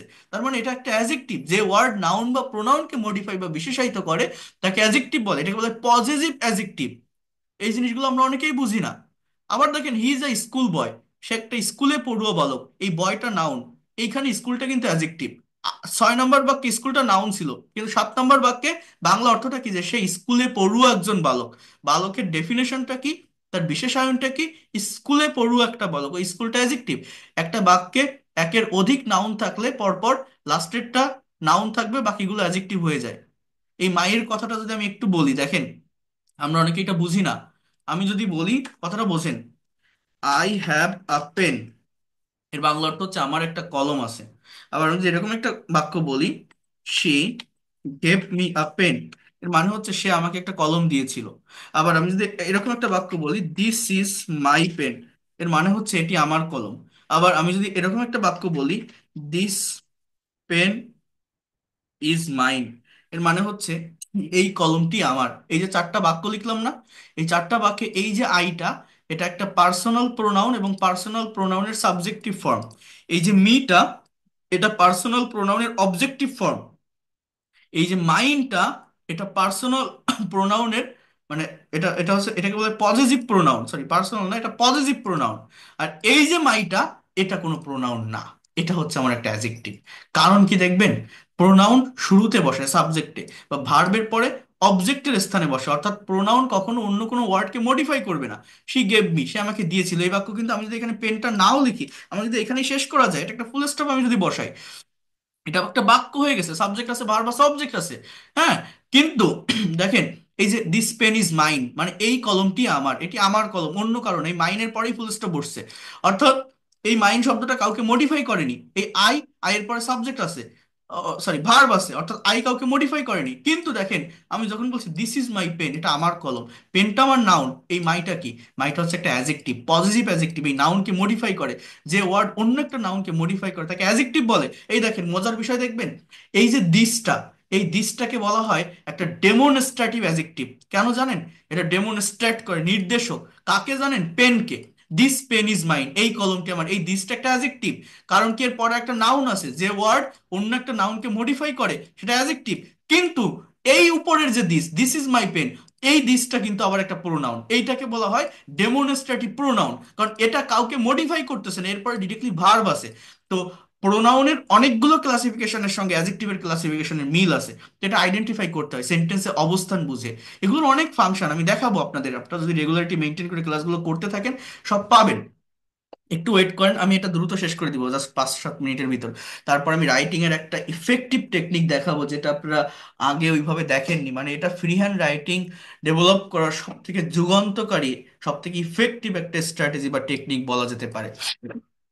আগে একটু শেষ করি এটা, দেখেন। আই টক টু হিম, আমি তার সাথে কথা বলি। সাবজেক্ট আই, টক শব্দটা ভার্ব, কথা বলা। টু, এটা একটা প্রেপোজিশন। হিম, এটা আমার একটা প্রোনাউনের অবজেক্টিভ ফর্ম। আবার দেখেন 9 নম্বর বাক্যে, I have a talk with him, এর মানে কি, আমার তার সাথে একটা কথা আছে। এখানে হ্যাভটা আমার মেইন ভার্ব, আর এই যে টক না, এটা কিন্তু এখানে ভার্ব হিসাবে বসছে না, জানেন? এটা একটা নাউন হিসাবে বসছে। এটা কোনো কাজ করা বোঝাচ্ছে না, কোনো অ্যাকশন দিচ্ছে না।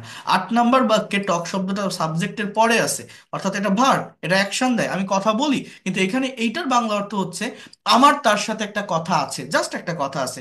এই টকের আগে দেখেন এ আছে, আর্টিকেল মানে অ্যাজেক্টিভ। তো অ্যাজেক্টিভের পরে নাউন থাকে, সেটা কিন্তু কোনো ভার্ব না, এখানে ভার্বটা হচ্ছে এই হ্যাভ। আবার দেখেন, I watched a show last night, আমি গত রাতে একটা শো দেখেছিলাম। এই শো শব্দটা জাস্ট একটা নাউন, যে কোনো একটা টিভি শো, সিনেমা শো হতে পারে। কিন্তু একই ওয়ার্ড, একই স্পেলিং, 11 নম্বর বাক্য দেখেন, show me your ID card, তোমার আইডি কার্ডটি আমাকে দেখাও। এই শো সব মানে দেখানো, এটা কিন্তু ভার্ব, ইম্পারেটিভ সেন্টেন্স। এই মিটা হচ্ছে প্রোনাউনের অবজেক্টিভ ফর্ম, প্রোনাউন। কিন্তু এই ইওরটা আমার প্রোনাউন না, এই ইওরটা কিন্তু আমার অ্যাজেক্টিভ। এই আইডি কার্ডকে মডিফাই করছে, তোমার আইডি কার্ড, অর্থাৎ পজেস করা, অধিকারে বোঝা। দিস ইজ মাই কার, এটা আমার গাড়ি, মাই কার, গারকে মডিফাই করছে মাই শব্দটা। It is our school, our এই শব্দটা মডিফাই করছে স্কুলকে। So my, our, your, their, এগুলো হচ্ছে সবই অ্যাজেক্টিভ, এগুলোকে পজিটিভ অ্যাজেক্টিভ বলে। এবার দেখেন, হি লিভস ইন চিটাগাং, সে চিটাগাং এ বাস করে। চিটাগাং একটা জায়গার নাম, একটা নাউন, এর আগে ইন বসছে, এটা প্রেপোজিশন। কিন্তু 13 নম্বর বাক্যে দেখেন, কাম ইন মানে কি, ভিতরে আসো, এই ইনটা কিন্তু কোনো প্রেপোজিশন না। কেন জানেন?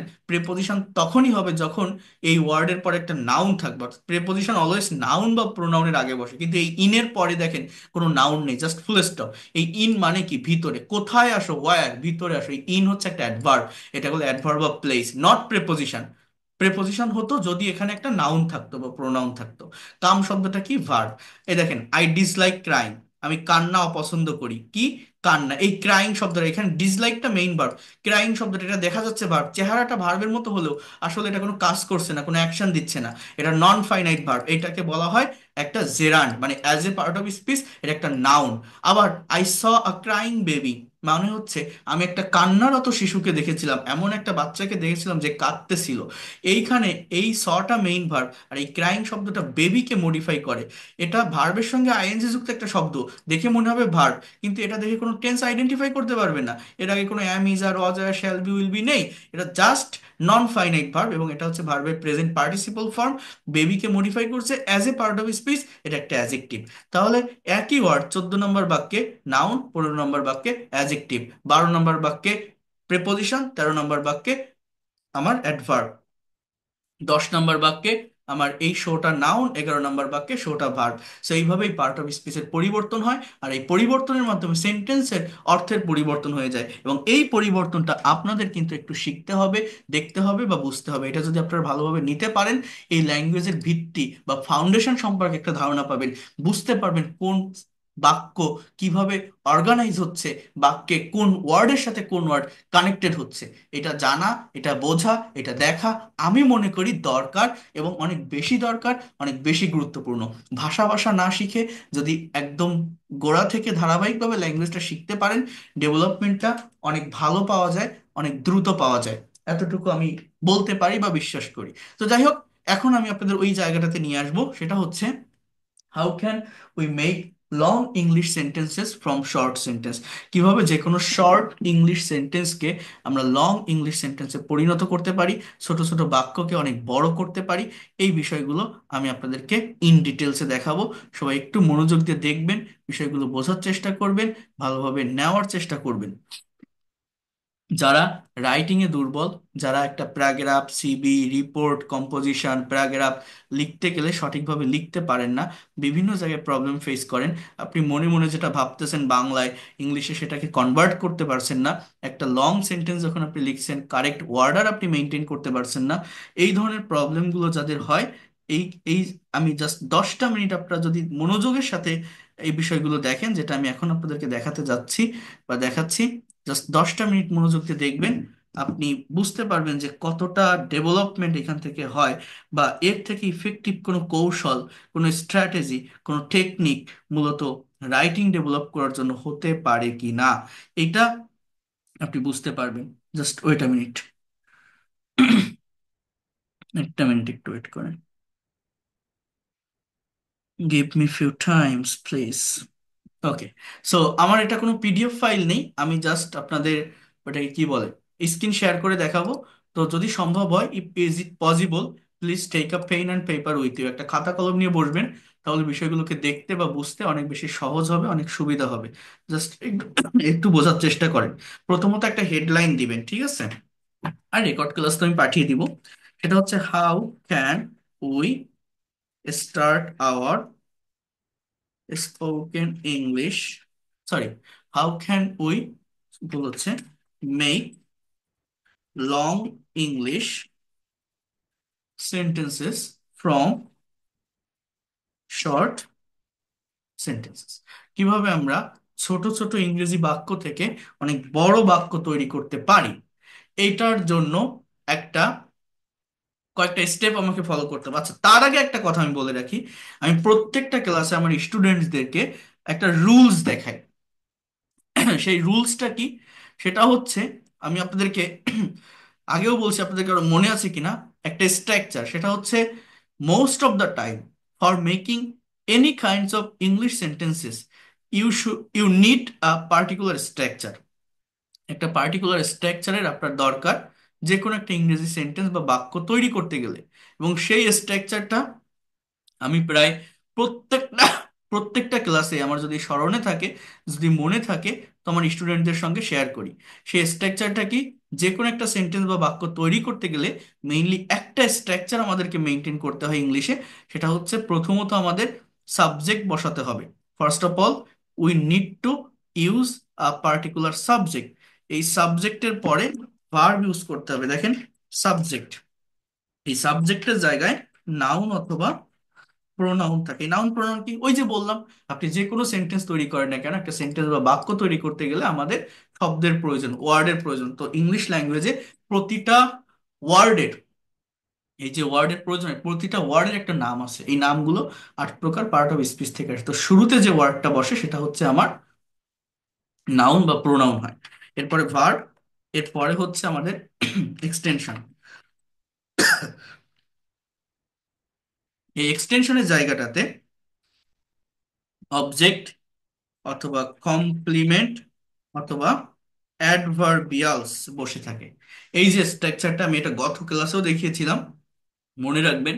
যে কোনো ইংলিশ সেন্টেন্স বা বাক্য তৈরি করতে গেলে মোস্ট অফ দ্য টাইম বা মেইনলি আমাদের এই স্ট্রাকচারটাকে মেনটেন করতে হয়। এই স্ট্রাকচারটাকে মেনটেন করে আমাদের ইংলিশে সেন্টেন্স বা বাক্য তৈরি করতে হয়। এইবার দেখেন, আরেকটু বোঝার চেষ্টা করেন। আমি এখানে এবার আপনাদেরকে বলি যে বড় সেন্টেন্সগুলো কিভাবে তৈরি করবেন। তার একটা স্ট্র্যাটেজি, তার একটা টেকনিক আছে। সেটা এখানে আমাকে 5টা স্টেপ ফলো করতে হবে, মনে রাখবেন। Step number 1, for making long English sentences. খুবই মনোযোগ দিয়ে বলছেন, যারা ডেভেলপ করতে চান রাইটিংটা খুবই মনোযোগ দিবেন। Step number 1, we need a subject. প্রথমত আমাদের একটা সাবজেক্টের প্রয়োজন। সাবজেক্ট মানে কি? এই সাবজেক্টের জায়গাটাতে আমরা কি বসাই? সাবজেক্ট মানে কর্তা। অর্থাৎ একটা কথা যখন বলা হয়, একটা কাজ যখন করা হয়, কেউ তো একজন করে, কেউ তো একজন বলে। একটা সেন্টেন্স বা বাক্যের সাবজেক্ট হতে পারে আই, অথবা উই, অথবা ইউ, অথবা হি, অথবা সি, অথবা দে, অথবা রহিম, অথবা করিম। এগুলোই মূলত সাবজেক্ট হয়। এই সাবজেক্টের পরেই আমাদের ভার্ব বসাতে হবে। Step number 2, we need a verb. We need a verb, এটা হচ্ছে সেকেন্ড স্টেপ। ভার্বটা কি? প্রত্যেকটা ইংলিশ ল্যাঙ্গুয়েজ, ইংরেজি বাক্যে সাবজেক্টের পরেই কিন্তু ভার্ব বসে। Verb is a word that denotes being, having, or doing something. Verb is the heartbeat of English sentences. So we need a verb. যেমন এই eat মানে খাওয়া, play মানে খেলা, do মানে করা, go মানে যাওয়া, read মানে পড়া, invite মানে নিমন্ত্রণ করা, ড্রাইভ মানে চালানো, ড্র মানে আঁকা, স্পিক মানে বলা। এই সব কি? এই যে যা যা আমি লিখছি, গিভ মানে দেওয়া, টেক মানে নেওয়া, বাই মানে কেনা, এই সব ওয়ার্ড গুলো কি ভার্ব না? ভার্ব। আমি গত ক্লাসে বলছিলাম যে যারা ভোকাবুলারিতে দুর্বল, মেইনলি ভার্বের ভোকাবুলারি শিখতে হবে বা জানতে হবে। এবং এই ভার্বের ফর্মের পরিবর্তন করলে অর্থের পরিবর্তন হয়, টাইমের পরিবর্তন হয়, এটাও বলছিলাম। যাই হোক, এরপর স্টেপ নাম্বার 3, একটা সেন্টেন্স বা বাক্য কমপ্লিট করতে গেলে আমার অবজেক্টের প্রয়োজন। এই অবজেক্টটা কিভাবে পাওয়া যায় জানেন? অবজেক্ট 2 প্রকার। দেখেন, ask the question to the verb with what and whom. ভার্বকে প্রশ্ন করো কি দিয়ে? হোয়াট এবং হুম দিয়ে। অর্থাৎ for getting object, for getting object. অর্থাৎ ইংলিশ ল্যাঙ্গুয়েজে অবজেক্ট হচ্ছে 2 প্রকার। একটা হচ্ছে ডাইরেক্ট অবজেক্ট বা বস্তুবাচক, আর একটা হচ্ছে ইনডাইরেক্ট বা ব্যক্তিবাচক। হোয়াট দিয়ে প্রশ্ন করলে ডাইরেক্ট বা বস্তুবাচক অবজেক্ট পাওয়া যায়, আর হুম দিয়ে প্রশ্ন করলে ইনডাইরেক্ট বা ব্যক্তিবাচক অবজেক্ট পাওয়া যায়। এবার হচ্ছে স্টেপ নাম্বার, লেট আন্ডারস্ট্যান্ড ইয়ার, স্টেপ নাম্বার 04। এটা কি? এগেইন, মনে রাখবেন, এটা main step. Again asks the question for making long English sentences from short sentence. Again, asks the question to the verb with, কি দিয়ে প্রশ্ন করব? With, how, where, when, and why। এই ওয়ার্ডগুলো যে প্রশ্ন করেন। Then step number 5, it's simple.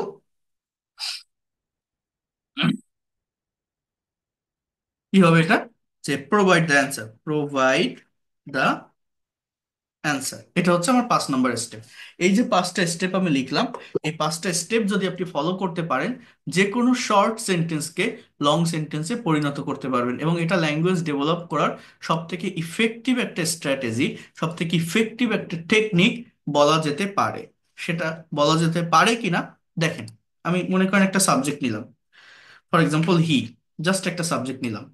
এবার আমি একটা ভার্ব নিব। মনে রাখ, বোঝার চেষ্টা করেন, একটা সাবজেক্ট আমি নিলাম হি, এবার একটা আমি ভার্ব নিব। ঠিক আছে? কি ভার্ব নিতে পারি? গত ক্লাসে দেখিয়েছিলাম একটা, কারো মনে আছে কিনা, সবাই তো আবার ছিলেন না। দেখেন, হি ইটস, জাস্ট এই দুটো ওয়ার্ডের মানে কি? সে খায়। 1 নম্বর 2 নম্বর স্টেপ শেষ, অর্থাৎ সাবজেক্ট আর ভার্ব শেষ। এইবার আমার লাগবে অবজেক্ট। কিভাবে পাবো? ভার্বকে প্রশ্ন করেন, কি খায়, কাকে খায়। যেটা অ্যাপ্রোপ্রিয়েট হবে একটা বসান। আমি যদি বলি হি ইটস রাইস, সে ভাত খায়, এটা কিন্তু একটা কমপ্লিট সেন্টেন্স।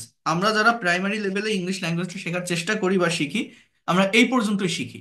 এর থেকে আমরা আর বড় করতে পারি না, লং করতে পারি না। He eats rice, he doesn't eat rice, does he eat rice, এরকম প্র্যাকটিস করি। He drives a car, we play football, they কি বলবো, they read a book, he writes a letter, Rahim writes a letter, এরকম বিভিন্ন sentence আমরা practice করি, অর্থাৎ subject verb object শেষ। কিন্তু আমরা কি একটা সেন্টেন্স বা বাক্যকে এতটুকুর ভিতরে সীমাবদ্ধ রাখবো? আমরা কি বড় করতে পারি না, লং করতে পারি না? একটা বাক্যের ভিতরে কি আমরা এক্সট্রা ইনফরমেশন নিয়ে আসতে পারি না? অবশ্যই পারি। সেটা কিভাবে সম্ভব? দেখেন, হি ইটস রাইস, সে ভাত খায়। এবার এই খাওয়াটাকে আপনি প্রশ্ন করবেন কি দিয়ে? এই ওয়ার্ডগুলো দিয়ে। এই যে ওয়ার্ডগুলো, আমি একটু বড় করি এটা আরেকবার। এখানে কি বলছি? How, where, when and why, এটা দিয়ে প্রশ্ন করেন। সে ভাত খায়, সে কিভাবে খায়? How does he eat rice.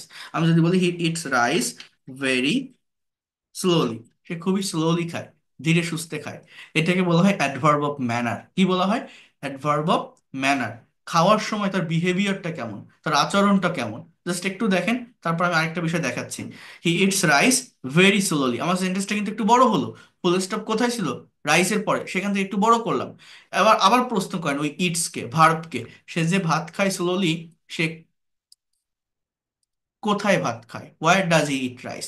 আমি বলতে পারি যে সে তার রুমে বসে ভাত খায়। He eats rice very slowly at his room, সে তার রুমে বসে ভাত খায়। এবার সে কখন ভাত খায়? When does he eat rice? আমি যদি বলি সে দিনে 3 বার ভাত খায়, কি বলতে পারি? যে 3 টাইমস আ ডে, সে দিনে 3 বার ভাত খায়। সে যে দিনে 3 বার ভাত খায়, তার রুমে বসে স্লোলি খায়, ভালো কথা। সে কেন ভাত খায়? Why does he eat rice? তার খাওয়ার পিছনে কারণটা কি, রিজনটা কি? এই যে ভার্বকে হোয়াই দিয়ে কোশ্চেন করবেন, প্রথমে হাউ দিয়ে, দেন হোয়ার, দেন ওয়েন, দেন হোয়াই। কেন খায়? আমি যদি বলি যে সে শরীরে শক্তি পাওয়ার জন্য বা শক্তি জোগানোর জন্য ভাত খায়, আমি কি বলতে পারি? দেখেন, গেট মানে পাওয়া। এখন টু গেট মানে পেতে, এটাকে টু প্লাস বি অন, এটা বলে ইনফিনিটিভ। টু এর পরে ভার্ব বসলে তার প্রেজেন্ট ফর্ম বা বেস ফর্ম বসে। টু বাদে অন্য যে কোনো প্রেপোজিশনের পরে যদি আপনি ভার্ব ইউজ করেন, তার সঙ্গে আইএনজি বসাতে হয়। যেমন আপনি এটাকে কিন্তু এইভাবে বলতে পারেন, ফর। ফর মানে কি? জন্য। তাহলে ফর গেটিং এর মানে হচ্ছে পাওয়ার জন্য। ফর গেটিং মানে কি? পাওয়ার জন্য। আমি কি বললাম? বোঝার চেষ্টা করেন। হি eats rice very slowly at his room 3 Times a day to get or for getting কি? এনার্জি। এবার in my, in his body.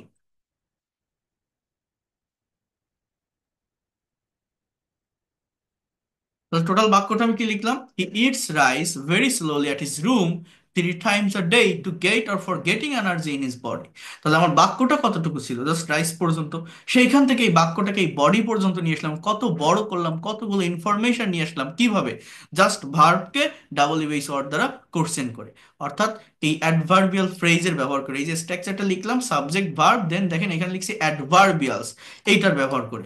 অর্থাৎ এই যে ভেরি স্লোলি, এটাকে বলা হয় adverb of manner. At his room, এটাকে বলা হয় adverb of place. 3 Times a day, এটাকে বলা হয় adverb of time. To get or for getting energy, এটাকে বলা হয় অ্যাডভার্ব অফ কি? রিজন, কারণ। Adverb of reason. এইভাবে অ্যাডভার্বের ব্যবহার করে যে কোনো শর্ট ইংলিশ সেন্টেন্সকে লং সেন্টেন্সে পরিণত করা যায়, বড় করা যায়। আপনার মনের ভাবকে আপনি ক্লিয়ারলি এক্সপ্রেস করতে পারবেন। এবং এই অ্যাডভার্ব গুলো কিন্তু একটা কারেক্ট অর্ডার মেনটেন করে, সেটা হচ্ছে এম প্লাস পি প্লাস টি প্লাস আর। অর্থাৎ আগে ম্যানার বসাতে হবে, অর্থাৎ আমি যেভাবে লিখছি, আগে ম্যানার, তারপর প্লেস, তারপর টাইম, তারপর রিজন। এই ওয়েটা ফলো করে আমাদের এগুলো ইউজ করতে হবে বা বসাতে হবে। একটু মনোযোগ দেন, বিষয়গুলোকে ভালোভাবে দেখার চেষ্টা করেন, নেওয়ার চেষ্টা করেন। এরপর দেখেন, আমি যদি আরেকটা বাক্য লিখি, just try to understand here. মনে করেন রহিম, একটা সাবজেক্ট নিলাম, একটা ভার্ব দিব, বাই। বাই মানে কি? বাই মানে আমরা জানি কেনা। এখন আপনি যদি এটা পাস্ট ফর্ম লেখেন, বাই এর পাস্ট ফর্ম কি? বট। এর বাংলা অর্থ কি? রহিম বট। এর বাংলা অর্থ হচ্ছে রহিম কিনেছিল। রহিম কিনেছিল। এবার কি কিনেছিল? হোয়াট? আপনি মনে যা আসে আপনি বলেন, বই কিনেছিল, খাতা কিনেছিল, গাড়ি কিনেছিল, বাড়ি কিনেছিল। আমি বললাম যে রহিম বট আ ল্যান্ড, রহিম একটা জমি কিনেছিল। এই কিন্তু আমার সাবজেক্ট ভার্ব অবজেক্ট। আমরা একটা বাক্যে এইখানেই ফুল স্টপ বসাই, এখানেই শেষ করি, বড় করতে পারি না, কিন্তু আমরা পারি। কিভাবে পারি? এবার আপনি প্রশ্ন করেন ওই বট শব্দটাকে, how did he buy a land, সে কিভাবে একটা জমি কিনেছিল। আমি যদি বলি Rahim bought a land taking loan from bank, bank থেকে লোন নিয়ে, অর্থাৎ কেনার মাধ্যমটা তার কি ছিল, ধরনটা তার কি ছিল, বিহেভিয়ারটা কি ছিল, ম্যানারটা কি ছিল, কেনার ওয়েটা কি ছিল। তো আমি কি বলছি, Rahim bought a land to take বলতে পারেন, নিয়ে, টেক মানে নেওয়া, টু টেক, বা টেকিং লোন মানে লোন নেওয়ার মাধ্যমে, টেকিং লোন ফ্রম,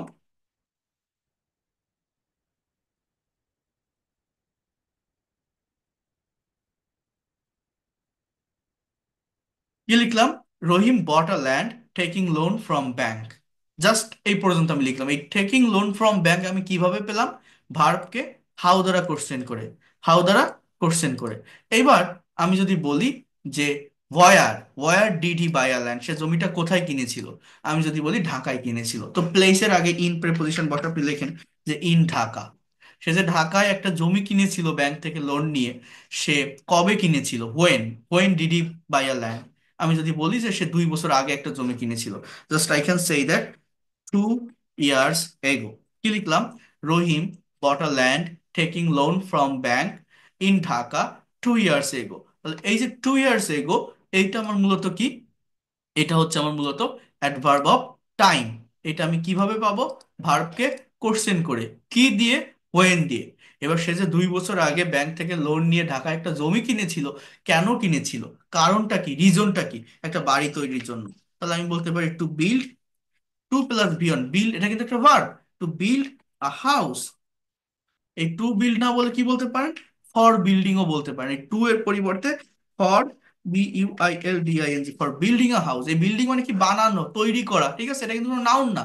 আমি কিন্তু এখানে এটা মানে এই বাক্যে ফর বিল্ডিং জেরান্ড হচ্ছে, যদিও মানে একটা ভার্বের কাজ, নন ফাইনাইট ভার্ব হিসেবে বসতেছে বিল্ডিংটা। সো এই যে জায়গাটুকু আমি ডেভেলপ করলাম, এই জায়গাটুকু যে আমি নিয়ে আসলাম, বা এই যেটা আমি লিখলাম, এটা কিভাবে লিখলাম, ট্রাই টু আন্ডারস্ট্যান্ড হিয়ার।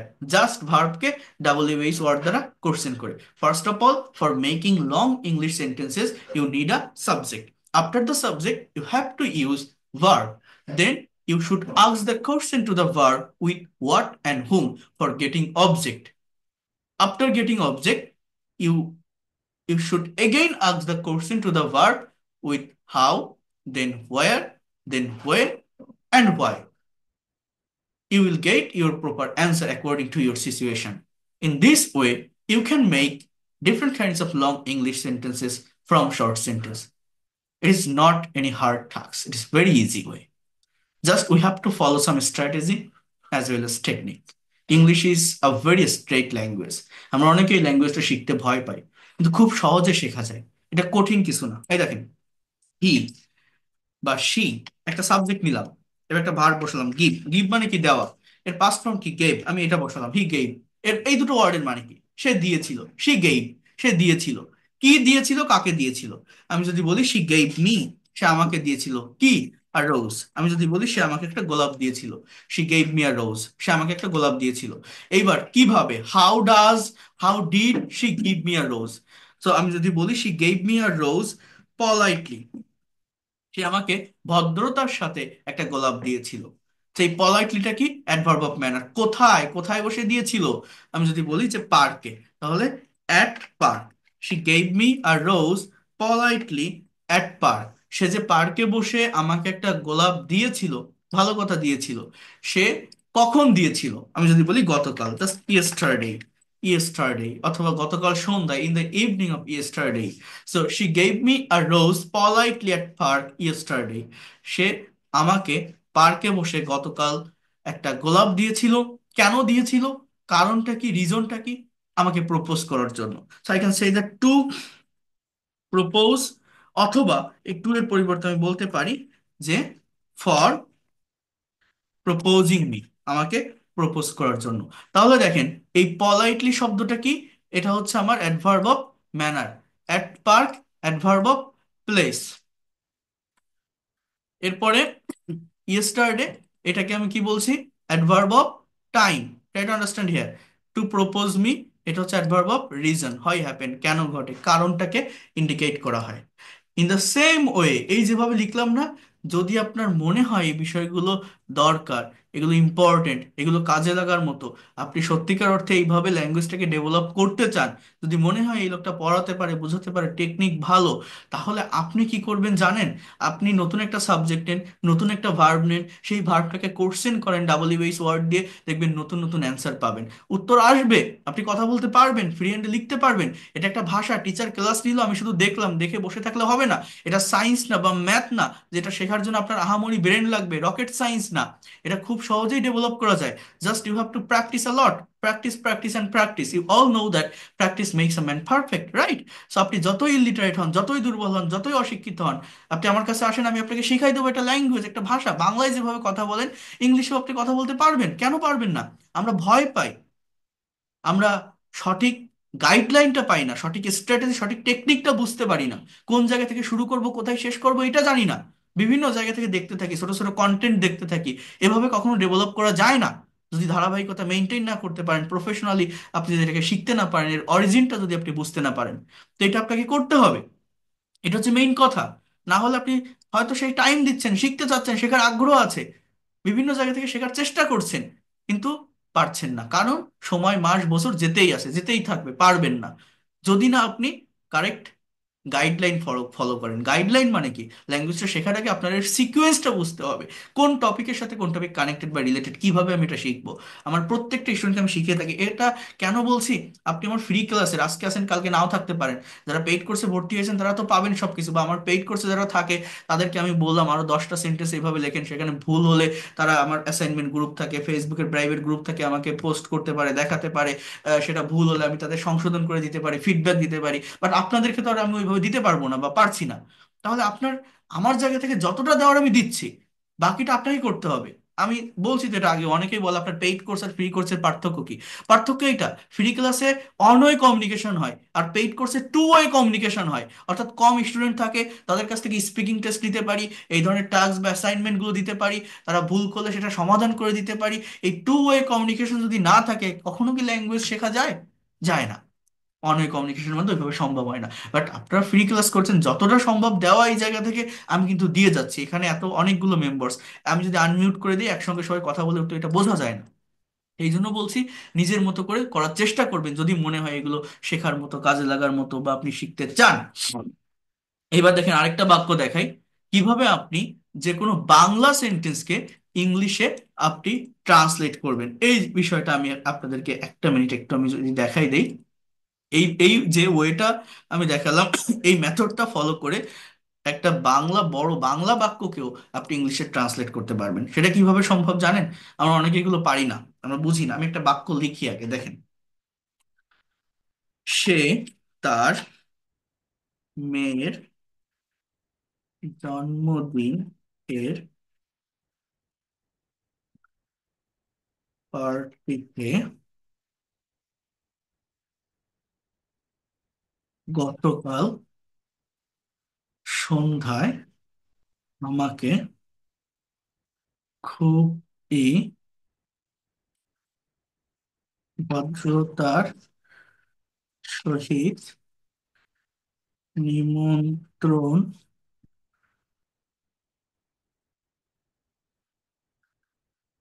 করেছিল। সে তার মেয়ের জন্মদিনের পার্টিতে গতকাল সন্ধ্যায় খুবই ভদ্রতার সহিত আমাকে নিমন্ত্রণ করেছিল। কেন? জন্মদিন, সরি,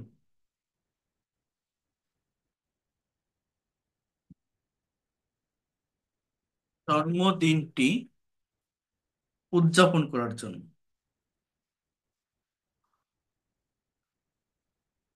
একটু ওয়েট করেন, বাংলা তো, বাংলা লেখার পর অভ্যাস না। তো দেখেন কত বড় একটা বাক্য লিখলাম না? এই ধরনের বাক্য দেখলে আমরা ঘাবড়ে যাই, গায়ে জ্বর চলে আসে, আমরা ভাবি এগুলো কিভাবে ট্রান্সলেট করব, কোনটা সাবজেক্ট, কোনটা অবজেক্ট, কোনটা ভার্ব, কোনটার পর কোন ওয়ার্ড বসাবো, আমরা পারি না। কিন্তু ওই যে ওয়েটা আমি দেখালাম না, এই যে পাঁচটা পাঁচটা স্টেপ ফলো করা, এইটা ফলো করেই এই ধরনের বড় বড় বাংলা বাক্যকেও সহজে ইংলিশে ট্রান্সলেট করা যায়। কিভাবে? একটা সাবজেক্ট নেন, এখানে সাবজেক্টটা কি সে, তাহলে হি। এবার বাংলা বাক্যে ভার্ব লাস্টে থাকে, ইংলিশে কিন্তু ভার্ব সাবজেক্টের পরে থাকে। তাহলে ভার্ব কোনটা এখানে দেখেন, হি, সে নিমন্ত্রণ করেছিল। এই নিমন্ত্রণ করা শব্দটা কিন্তু আমার মূলত মেইন ভার্ব। ইনভাইট করেছিল তার মানে এটা পাস্ট টেন্স, তাহলে হি ইনভাইটেড। এই হচ্ছে দুটো ওয়ার্ড, সে নিমন্ত্রণ করেছিল। এবার হুম, কি, কাকে, তো কি দিয়ে হচ্ছে না, কাকে দিয়ে হবে, অর্থাৎ ইনডাইরেক্ট অবজেক্ট বা ব্যক্তিবাচক অবজেক্ট এখানে আসবে।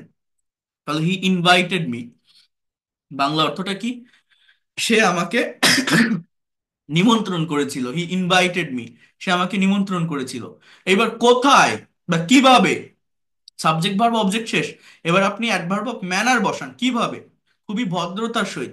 Invited me very politely. এবার কোথায় করেছিল, তার মেয়ের জন্মদিনের পার্টিতে। এটা ইংলিশে কিভাবে বলবো, জাস্ট ফ্রেজাল ওয়ার্ড, একগুচ্ছ ওয়ার্ড একসাথে লিখতে হবে। He invited me very politely on his daughter's birthday party. কি বললাম, he invited me very politely on his daughter's birthday party. Okay, এবার কবে, গতকাল সন্ধ্যায়। এবার আমি টাইমটা বসাবো, ইন দা ইভিনিং ইয়েস্টারডে। এই ইয়েস্টারডের আগে কোনো প্রিপোজিশন দেওয়ার দরকার নেই। ইয়েস্টারডে কি বললাম, he invited me very politely on his daughter's birthday party in the evening yesterday. এবার কেন করেছিল, রিজনটা কি, কারণটা কি, অ্যাডভার্ব অফ রিজন, ওয়াই দিয়ে কোশ্চেন করেন, জন্মদিনটি উদযাপন করার জন্য। So you can say that to celebrate, to plus beyond, or you can also say that for celebrating the birthday party, জন্মদিনটি উদযাপন করার জন্য। তাহলে প্রথমত সাবজেক্ট নিলাম he, then verb invited, then me, এরপর ভেরি পলাইটলি, এটা কি, অ্যাডভার্ব অফ ম্যানার। এরপর on his daughter's birthday party, তার মেয়ের জন্মদিনের পার্টি, এটা হচ্ছে অ্যাডভার্ব অফ প্লেস। এরপর কি, ইন দ্য ইভিনিং ইয়েস্টারডে, এটা হচ্ছে আমার অ্যাডভার্ব অফ, এটা কি বলবো, অ্যাডভার্ব অফ টাইম। দেন কি আছে, to celebrate or for celebrating the birthday party, এটা হচ্ছে অ্যাডভার্ব অফ রিজন। ভার্বকে ওয়াই, ওয়াই দ্বারা কোশ্চেন করে এটা পাওয়া যায়। তাহলে দেখছেন এই বড় বাক্যগুলো, যে কোনো বাংলা সেন্টেন্স আপনি জাস্ট এই মেথডটা, এই ওয়েটা ফলো করে ইংলিশে সহজেই ট্রান্সলেট করতে পারবেন, ইভেন কারেক্ট ওয়ার্ডার মেনটেন করে ট্রান্সলেট করতে পারবেন। সো এই ল্যাঙ্গুয়েজটা খুব বেশি কঠিন না, আপনি পারবেন, চাইলেই পারেন বা পারবেন, যদি একটু কারেক্ট ওয়েতে প্র্যাকটিসটা করতে পারেন। দেখছেন আমি কি বলছি, আমি কিন্তু গ্রামার দেখাই, রুলস রেগুলেশন দেখাই, কিন্তু আমি প্রত্যেকটা বিষয়ের যে প্র্যাকটিক্যাল অ্যাপ্লাই আছে সেইটা আমি করে দেখাই আপনাদের সামনে, প্রত্যেকটা স্টুডেন্টকে আমি এটা করে দেখাই। তাহলে আমি যে বিষয়গুলো বললাম, আপনারা কি ওভারঅল বিষয়গুলো বুঝতে পেরেছেন, যা যা আমি দেখালাম বা যে বিষয়গুলো বললাম, কিছু কি নতুন কিছু জি ভাইয়া। বা শিখতে পারছেন Yes, sir. এখান থেকে জি যা জি দেখালাম? জি জি Yes, বুঝতে sir, পারছি। বুঝতে বুঝতে পেরেছি। পারছি। Have you Yes, sir, understood বুঝতে অ্যাবাউট দ্য পেরেছি। থিংস? শোনা যায় আমাকে ক্লিয়ার, শুনতে পারেন? জি Yes, আলহামদুলিল্লাহ sir. বুঝতে ভাইয়া। পারছি, তবে ভাই ওকে, এখন দাঁড়ান। বলেন তো, ও আমার এখানে আবার ইয়ে হয়ে গেছে। হ্যাঁ, শোনা যাচ্ছে এবার, বলেন তো। জি ভাইয়া।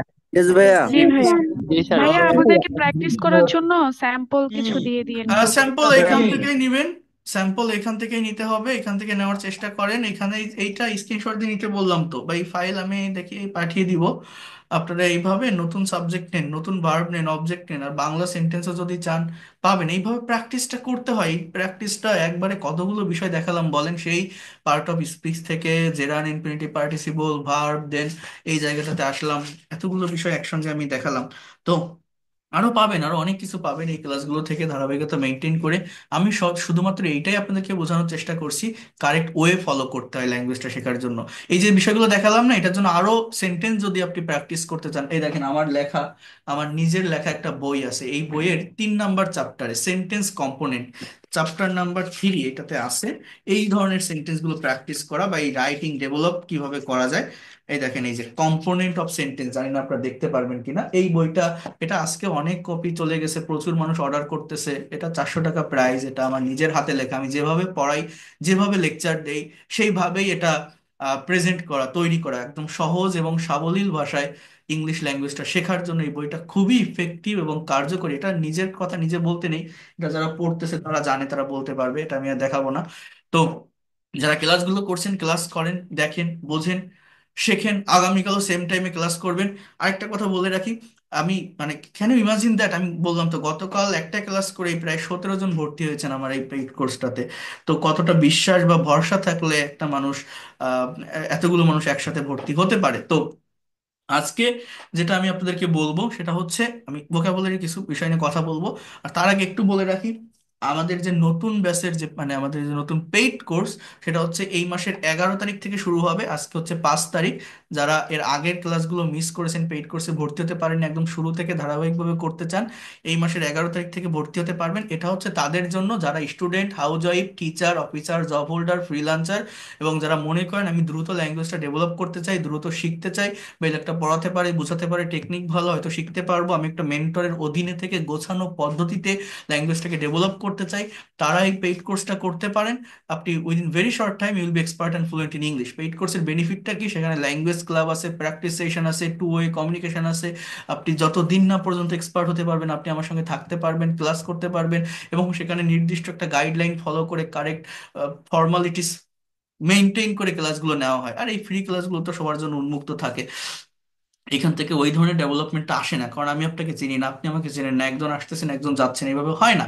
তো পেইড কোর্সে সেটা হয়। আমি একটু বলে রাখি, সবাইকে তো আর কোর্স করবেন না, সবাই আসবেনও না, কাউকে করতেও বলছি না, জাস্ট এই ফ্রি ক্লাসগুলো করে যান। এখানে আমি একটা দুইটা তিনটা ডেমো ক্লাস নিচ্ছি না, এগুলোও কিন্তু একটা কোর্সের মতো করেই আমি কিন্তু আপনাদেরকে ল্যাঙ্গুয়েজটাকে ডেভেলপ করাই দিব ফ্রি ক্লাস থেকে। কিন্তু ওই যে কমিউনিকেশন, কনভারসেশন, স্পিকিং কিন্তু সম্ভব হয় না, কারণ আমি আপনাদের মিউট রেখে পড়াচ্ছি। স্পিকিং করতে গেলে আপনার মুখ দিয়ে কথা বের করতে হবে। আমার পেইড কোর্সের প্রত্যেকটা স্টুডেন্টকে দিয়ে আমি প্রেজেন্টেশন দেওয়াই, স্পিকিং করাই, কনভারসেশন প্র্যাকটিস করাই। তো সেটা তো এখান থেকে ওইভাবে হয় না। তো পেইড কোর্সের বেনিফিট হচ্ছে ওইটা। তো যাদের ক্লাস নিয়ে থাকি কিভাবে নেই আপনি একটু দেখেন। আর আমার যে বইটার কথা বলছি, এই দেখেন, এই বইটা হচ্ছে এটা। এটা খুবই ইফেক্টিভ একটা বই এই ল্যাঙ্গুয়েজটা শেখার জন্য। এটা আজকেও অনেক অর্ডার আসছে বাইরের কান্ট্রি থেকেও। এখানে ইন ডিটেলসে সবকিছু দেওয়া আছে এই ল্যাঙ্গুয়েজটা। আমি যেভাবে মানে আমি আমার স্টুডেন্টদেরকে পড়িয়ে থাকি, যেভাবে ক্লাস নিয়ে থাকি, এই ইন্ডেক্সটা দেখলে বুঝতে পারবেন।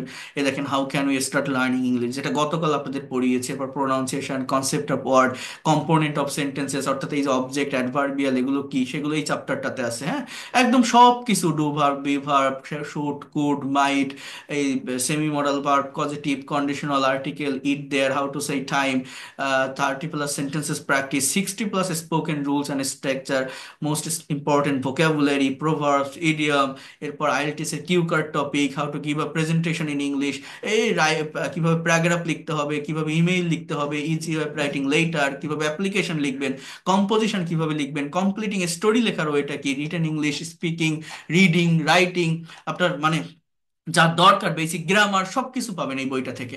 তো যাই হোক, এটা প্রাইস হচ্ছে 400 টাকা। আচ্ছা, যেটা আমি বলছি আপনাদের সেটা হচ্ছে, যারা পেইড কোর্সে আসতে চান বা পেইড কোর্সটা করতে চান, আর সবাইকে করতে হবে এরকম না, যারা করবেন না দরকার নেই, বাট আপনি যদি দেখে রাখেন যে আমি কিভাবে পড়াই, কিভাবে শেখাই, আমার কোর্সের প্ল্যানটা কি, এটা আপনি নিজের ব্রেনে ডেভেলপ করেও ল্যাঙ্গুয়েজটা নিজের মতো করে শিখতে পারবেন। একটু দেখার চেষ্টা করেন। দেখলেই যে করতে হবে এরকম না, যারা করার তারা এমনিতেই করে, ভর্তি হয়। সবাইকে আর হতে হবে না, হতেও আমি বলছি না, কারণ প্রচুর স্টুডেন্ট আছে, পেন্ডিং এ আছে, ভর্তি হচ্ছে, বাইরের কান্ট্রি থেকেও ভর্তি হচ্ছে। শুধু আপনি একটু দেখেন যে আমি কিভাবে ক্লাসগুলো নিয়ে থাকি, এটা দেখলে কি হবে, আপনি নিজের মতো করে এই প্ল্যানটা ফলো করে ল্যাঙ্গুয়েজটা শিখতে পারবেন। এটা দরকার, না হলে বিভিন্ন জায়গা থেকে শিখতে থাকলে শেখা কমপ্লিট করা যায় না। যেমন দেখেন, এইভাবে গুগল মিট বা জুমের মাধ্যমে আমি ক্লাসগুলো নিব, ক্লাসের টাইম থাকবে 1 ঘন্টা ডিউরেশন, সপ্তাহে 4 দিন ক্লাস। এবং এই 4 দিন হচ্ছে আপনার আহ, রবি, মঙ্গল, বৃহস্পতি, শুক্র, রাত 9:30 থেকে 10:30। 3 মাসের কোর্স, আগামী 11 তারিখ থেকে শুরু হবে। এবং এই কোর্সটি যে কোনো বয়সের যে কেউ করতে পারবেন। এটা সম্পূর্ণ ইংলিশ ল্যাঙ্গুয়েজের উপর হবে। ধারাবাহিকভাবে আমি basic grammar, spoken English, free hand writing, conversation, presentation, translation, সবগুলো জায়গা নিয়ে কথা বলবো। যারা স্টুডেন্ট আছেন, যারা house wife, teacher, officer, job holder, freelancer, immigrant, বা যারা আইএলটিএস এর প্রিপারেশন নিচ্ছেন, তাদের জন্য সব থেকে ইফেক্টিভ একটা কোর্স হবে। অর্থাৎ যে কোনো বয়সের যে কেউ করতে পারবেন, এবং আপনার স্ব স্ব সেক্টরে এই ল্যাঙ্গুয়েজটাকে আপনি অ্যাপ্লাই করতে পারবেন, ডেভেলপ করতে পারবেন। প্রত্যেকটা ব্যাচে, মেইন ব্যাচে 30 জন করে স্টুডেন্ট থাকে। প্রত্যেকটা ব্যাচ এই সন্ধ্যা বা রাতে হয়, যাতে করে স্টুডেন্ট, চাকরিজীবী বা অন্য পেশার মানুষেরা সময় বের করে ক্লাসগুলো করতে পারেন। এবং এইভাবে স্ক্রিন শেয়ার করে ওয়ার্ড বা পাওয়ার পয়েন্ট স্লাইডের মাধ্যমে নিয়ে থাকি। ক্লাস শেষে আপনি recorded class plus PDF file পাবেন। আর যাতে করে কেউ যদি কোনো ক্লাস মিস করে আপনি আবার দেখে নিতে পারবেন। এই ফ্রি ক্লাসেও রেকর্ড ফাইল দিচ্ছি, আর পেইড কোর্সে আসলেও প্রিমিয়াম ক্লাসের রেকর্ড এবং পিডিএফ ফাইল আপনারা পেয়ে যাবেন। আর এই কোর্সটা একদম বেসিক থেকে শুরু করে অ্যাডভান্স লেভেলের প্রত্যেকটা টপিক আমি পড়িয়ে থাকি। একজন স্টুডেন্ট শুধু স্পোকেন নয়, সম্পূর্ণ ইংরেজি ভাষাটা যাতে নিজের আয়ত্তে আনতে পারে সেইভাবেই আমি করাই। কারণ আমি কিন্তু কোনো কোর্স থেকে ইংলিশের উপর একটা কোর্স করে এসে আপনাদের পড়াচ্ছি না। আমার main subject origin honours masters আমার একাডেমিক লাইফে পাবলিক ইউনিভার্সিটি থেকে আমি ইংলিশেই পড়াশুনো করছি, আইএলটিএস কমপ্লিট করছি, তারপরে আমি আপনাদের এখানে পড়াচ্ছি। অর্থাৎ এমন কোনো বিষয়, এমন কোনো জায়গা বাকি রাখবো না যেটা আপনারা জানতে বা শিখতে বা বুঝতে অক্ষম হন। হ্যাঁ, বা আমি একটা অন্য কোনো সাবজেক্ট থেকে পড়াশুনো করে এসে ইংলিশের উপর একটা কোর্স করে এসে করাচ্ছি না। আমার মেইন সাবজেক্টটাই ছিল ইংলিশ, একাডেমিক লাইফে সবকিছু ইংলিশে। তো সবকিছু আপনারা এখান থেকে পাবেন, এতটুকু বলতে পারি। ভাষা শেখার জন্য যা যা দরকার, এই কোর্সে থেকে টোটাল 70টা ক্লাস, এখানে হিউজ ক্লাস পাবেন। প্রথম 10টা ক্লাস থাকবে বেসিক গ্রামারের উপর, যাতে করে আপনার ইংরেজির ভিত্তিটা মজবুত হয়। অর্থাৎ কিছু কম্পালসারি গ্রামেটিক্যাল টপিক থাকবে, যেমন আজকে আমি একটা গ্রামার পড়াইছি, কিন্তু আপনারা কি প্র্যাকটিক্যালি কিছু শিখতে পারেননি? অবশ্যই পারছেন, যে কিভাবে রাইটিংটাকে ডেভেলপ করতে হয়, লং সেন্টেন্স তৈরি করা যায়। তো এইভাবে আমার মতো করে পড়াবো যাতে করে ভিত্তিটা মজবুত হয়। অর্থাৎ ইনস্ট্যান্টলি একটা প্রেজেন্টেশন দিতে পারেন, একটা ভাইবা ফেস করতে পারেন, ফ্রি হ্যান্ডে প্যারাগ্রাফ সিবি রিপোর্ট যাতে লিখতে পারেন। এরপর 30টা ক্লাস থাকবে স্পোকেন ইংলিশের উপর, অর্থাৎ ইংলিশে কথা বলার জন্য যা কিছু দরকার এই ক্লাসগুলো থেকে আপনি পাবেন। Tense, modal, semi modal, passive, I mean whatever you think in Bangla, you will be able to speak in English. যে কোনো কিছু বাংলায় ভাবলেই আপনি ইংলিশে বলতে সক্ষম হবেন। এরপর 40 থেকে 50 নম্বর ক্লাসগুলো হবে রাইটিং এবং অ্যাডভান্স লেভেলের গ্রামারের উপর, যারা রিটেন ইংলিশে এক্সপার্ট হতে চান। আমার ফিফথ ফ্রি লাইভ ক্লাস, এই এই এই 10টা রিটেন ইংলিশের ক্লাস থেকে একটা ক্লাস আছে, আমি দেখাবো আপনাদের, ফ্রি ক্লাসের ভিতরেই পাবেন। জাস্ট ফ্রি ক্লাসগুলো কন্টিনিউ করেন, অনেক কিছু শিখতে পারবেন। তো এখানে রাইটিং এর উপর ক্লাস থাকবে, যারা BCS, bank job, admission test দিতে চান, রাইটিংটাকে ডেভেলপ করতে পারবেন ধাপে ধাপে, একদম সিরিজ বাই সিরিজ ধারাবাহিকতা মেনটেন করে আপনি শিখতে পারবেন। 50 থেকে 70 নম্বর ক্লাসগুলো থাকবে কনভারসেশন প্র্যাকটিস, ট্রান্সলেশন এবং প্রেজেন্টেশন ক্লাস, অর্থাৎ ইংলিশে স্পিকিং করতে পারবেন এই জায়গাগুলো থেকে।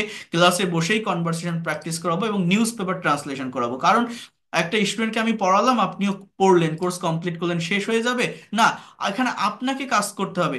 এই ক্লাসগুলোতে আমি কথা বলি না, স্টুডেন্টদেরকে দিয়ে স্পিকিং করাই, কনভার্সেশন প্র্যাকটিস করাই, ভুল হলে আমি ধরাই দিই। অর্থাৎ আপনি যদি কথা না বলেন, আপনার ব্রেন দিয়ে যদি আইডিয়া ডেভেলপ না করেন, আপনার মুখ দিয়ে যদি কথা বের না করেন, আপনি কখনোই ডেভেলপ করতে পারবেন না। কারণ এটা একটা ভাষা, ভাষা শিখছেন।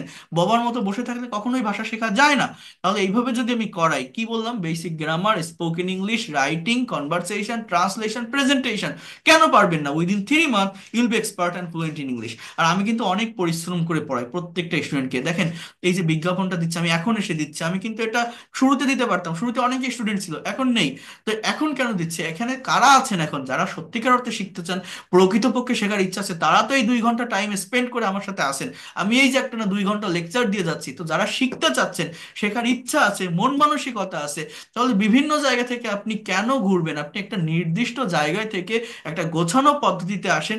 অর্থাৎ এই কথাটা আমি বলতে চাই, যদি আপনি মনে করেন যে এই লোকটা পড়াতে পারে, বোঝাতে পারে, টেকনিক ভালো, হয়তো শিখতে পারবো, আমি একটা গোছানো পদ্ধতিতে একজন মেন্টরের অধীনে থেকে ডেভেলপ করতে চাই, বা এই ল্যাঙ্গুয়েজটাকে দ্রুত ডেভেলপ করতে চাই, নিজের একটা অ্যাসেট বা সম্পদ হিসাবে নিতে চাই, নেক্সট জেনারেশনকে শেখাতে চাই, আপনি আসতে পারেন। আপনি ব্যর্থ হবেন না, এতটুকু বলতে পারি। Within very short time you'll be expert and fluent in English. আর টোটাল কোর্স ফি 2,000 টাকা। জাস্ট 2,000 টাকা পে করে আপনি ক্লাস করতে পারবেন। 3 মাসের কোর্স, যদি 3 মাসের ভিতর কাভার করতে না পারেন, নতুন যে কোনো ব্যাচে পড়তে পারবেন, তার জন্য আলাদা কোনো কোর্স ফি দিতে হবে না। অর্থাৎ এই 2,000 টাকার ভিতরেই আপনি যত দিন না পর্যন্ত এক্সপার্ট এবং ফ্লুয়েন্ট হবেন থাকতে পারবেন। তো আবার এই সুযোগটাও আমি রাখছি, যারা একবারে 2,000 দিতে পারবেন না, যদি কোনো সমস্যা হয়, আপনি 1,000 টাকা অ্যাডভান্স করেও পেইড কোর্সের ক্লাস শুরু করতে পারবেন। বাকি 1,000 টাকা পরবর্তী মাসে দিলেও হবে। এই সুযোগটাও রাখি, এটা আপনি কোনো কোর্সে পাবেন না। আর ইন্ডিয়া থেকে যারা আছেন, তারাও গুগল পে বা ফোন পে করেও পেইড কোর্সের ক্লাস করতে পারবেন। ইন্ডিয়া থেকেও কোর্স করার সুযোগ আছে। এই দুইটা আমার বিকাশ বা নগদ নাম্বার, এই নাম্বারে সেন্ড মানি করে আপনারা জানাবেন। আগামী 11 তারিখ, আজকে 5 তারিখ, 11 তারিখ থেকে পেইড কোর্সের ক্লাস শুরু হবে রাত 9:30টায়। রাত 9:30 থেকে 10:30 পেইড কোর্সের ক্লাস টাইম থাকবে। তার আগে এই ফ্রি ক্লাসগুলো রেগুলার হইতে চলবে, এগুলো কেউ মিস করবেন না, করতে থাকেন। আশা করি অনেক কিছু শিখতে পারবেন। আর এই নাম্বারে সেন্ড মানি করে জানাবেন যারা ভর্তি হতে চান, কারণ সিট খুব বেশি না। যারা দ্রুত ভর্তি হতে চান এই নাম্বারে টাকা পাঠিয়ে একটা স্ক্রিনশট বা লাস্ট ডিজিট জানালে আমি অ্যাড করে নিব। এবং যারা পেইড কোর্সে ভর্তি হবেন আমি তাদেরকে একটা আইডি কার্ড দিব, আপনার একটা আইডেন্টিটি থাকবে যাতে আপনি আমার ব্যাচের স্টুডেন্ট এরকম। অর্থাৎ আপনি অনলাইনে ক্লাস করছেন, আপনার নাম্বারটা হারিয়ে যেতে পারে বা হোয়াটসঅ্যাপটা ব্যান হতে পারে। যদি কোনো সমস্যা হয় এই কার্ডটা আমাকে দেখালে পরবর্তীতে যে কোনো নতুন ব্যাচে আপনি অ্যাড হতে পারবেন। একদম ফর্মাল প্রসেসের মাধ্যমে আপনি ল্যাঙ্গুয়েজটা শিখতে পারবেন। এবং আমার লেখা এই যে বইটা, আমার এখানে দুইটা বই আছে, একটা হচ্ছে ইংলিশ ফর ক্যারিয়ার, ক্যারিয়ারের জন্য ইংলিশ ল্যাঙ্গুয়েজ যেটাকে বলা হয়। কোথায় গেল? আমার এখানে আছে, এটা না, ওয়েট মিনিট, হ্যাঁ এরটা আছে। তো এই বইটার পিডিএফ কপি আমি পাঠিয়ে দিব সবাইকে, এর জন্য কোনো টাকা লাগবে না। এটা আমার কোর্সে যারা ভর্তি হয়, ভর্তিকৃত স্টুডেন্টরাই পায়।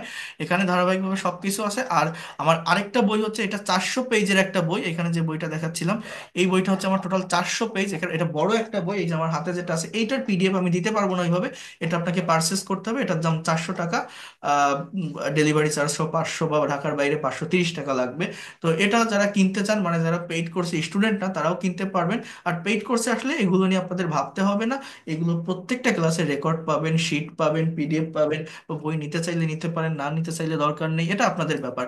তো এইগুলো হচ্ছে মেইন বিষয়। যারা কোর্স করতে চান তারা জানাবেন, ওই নাম্বারে সেন্ড মানি করে আমি অ্যাড করে নিব। আর এই ফ্রি ক্লাসগুলো ধারাবাহিকভাবে করেন। আমি এতটুকু বলতে পারি এই ফ্রি ক্লাসগুলো থেকেও অনেক অনেক ভালো একটা ডেভেলপমেন্ট পাবেন। আপনারা এখানে অনেকেই আছেন যারা অলরেডি বিভিন্ন জায়গায় অফলাইন হোক অনলাইন হোক পেইড কোর্স করতেছেন। সেই পেইড কোর্সগুলোর সঙ্গে আমার এই ফ্রি ক্লাসে কম্পেয়ার করবেন, সবগুলো ফ্রি ক্লাস করে যাবেন। যদি বেটার কিছু না পান তখন আপনি আমাকে বলবেন। কথাটা কেন বলছি জানেন? এতটা এফোর্ট দিয়ে, কারণ আমি যাদেরকে পড়াই আমি অনেক পরিশ্রম করে পড়াই, অনেক টাইম দিয়ে পড়াই, অনেক বেশি সময় নেই এবং ডিটেলসে ভেঙে ভেঙে আমি পড়ানোর চেষ্টা করি যতটা পারা যায়। তো এই হচ্ছে মেইন কথা। যারা করতে চান জানাবেন। আর আজকের ক্লাসের রেকর্ড এবং পিডিএফ ফাইল যাদের লাগবে এই নাম্বারে হোয়াটসঅ্যাপে নক দিন, আমি পিডিএফ ফাইল এবং ক্লাস রেকর্ডও পাঠিয়ে দিব, এবং আমি তো গ্রুপে পাঠিয়ে দিচ্ছি।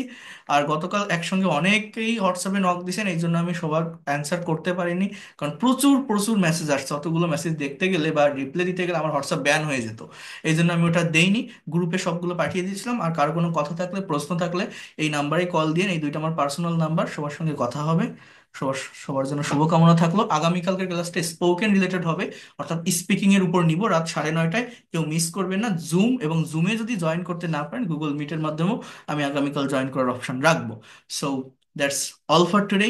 ভালো থাকবেন সবাই, and see you in the next class.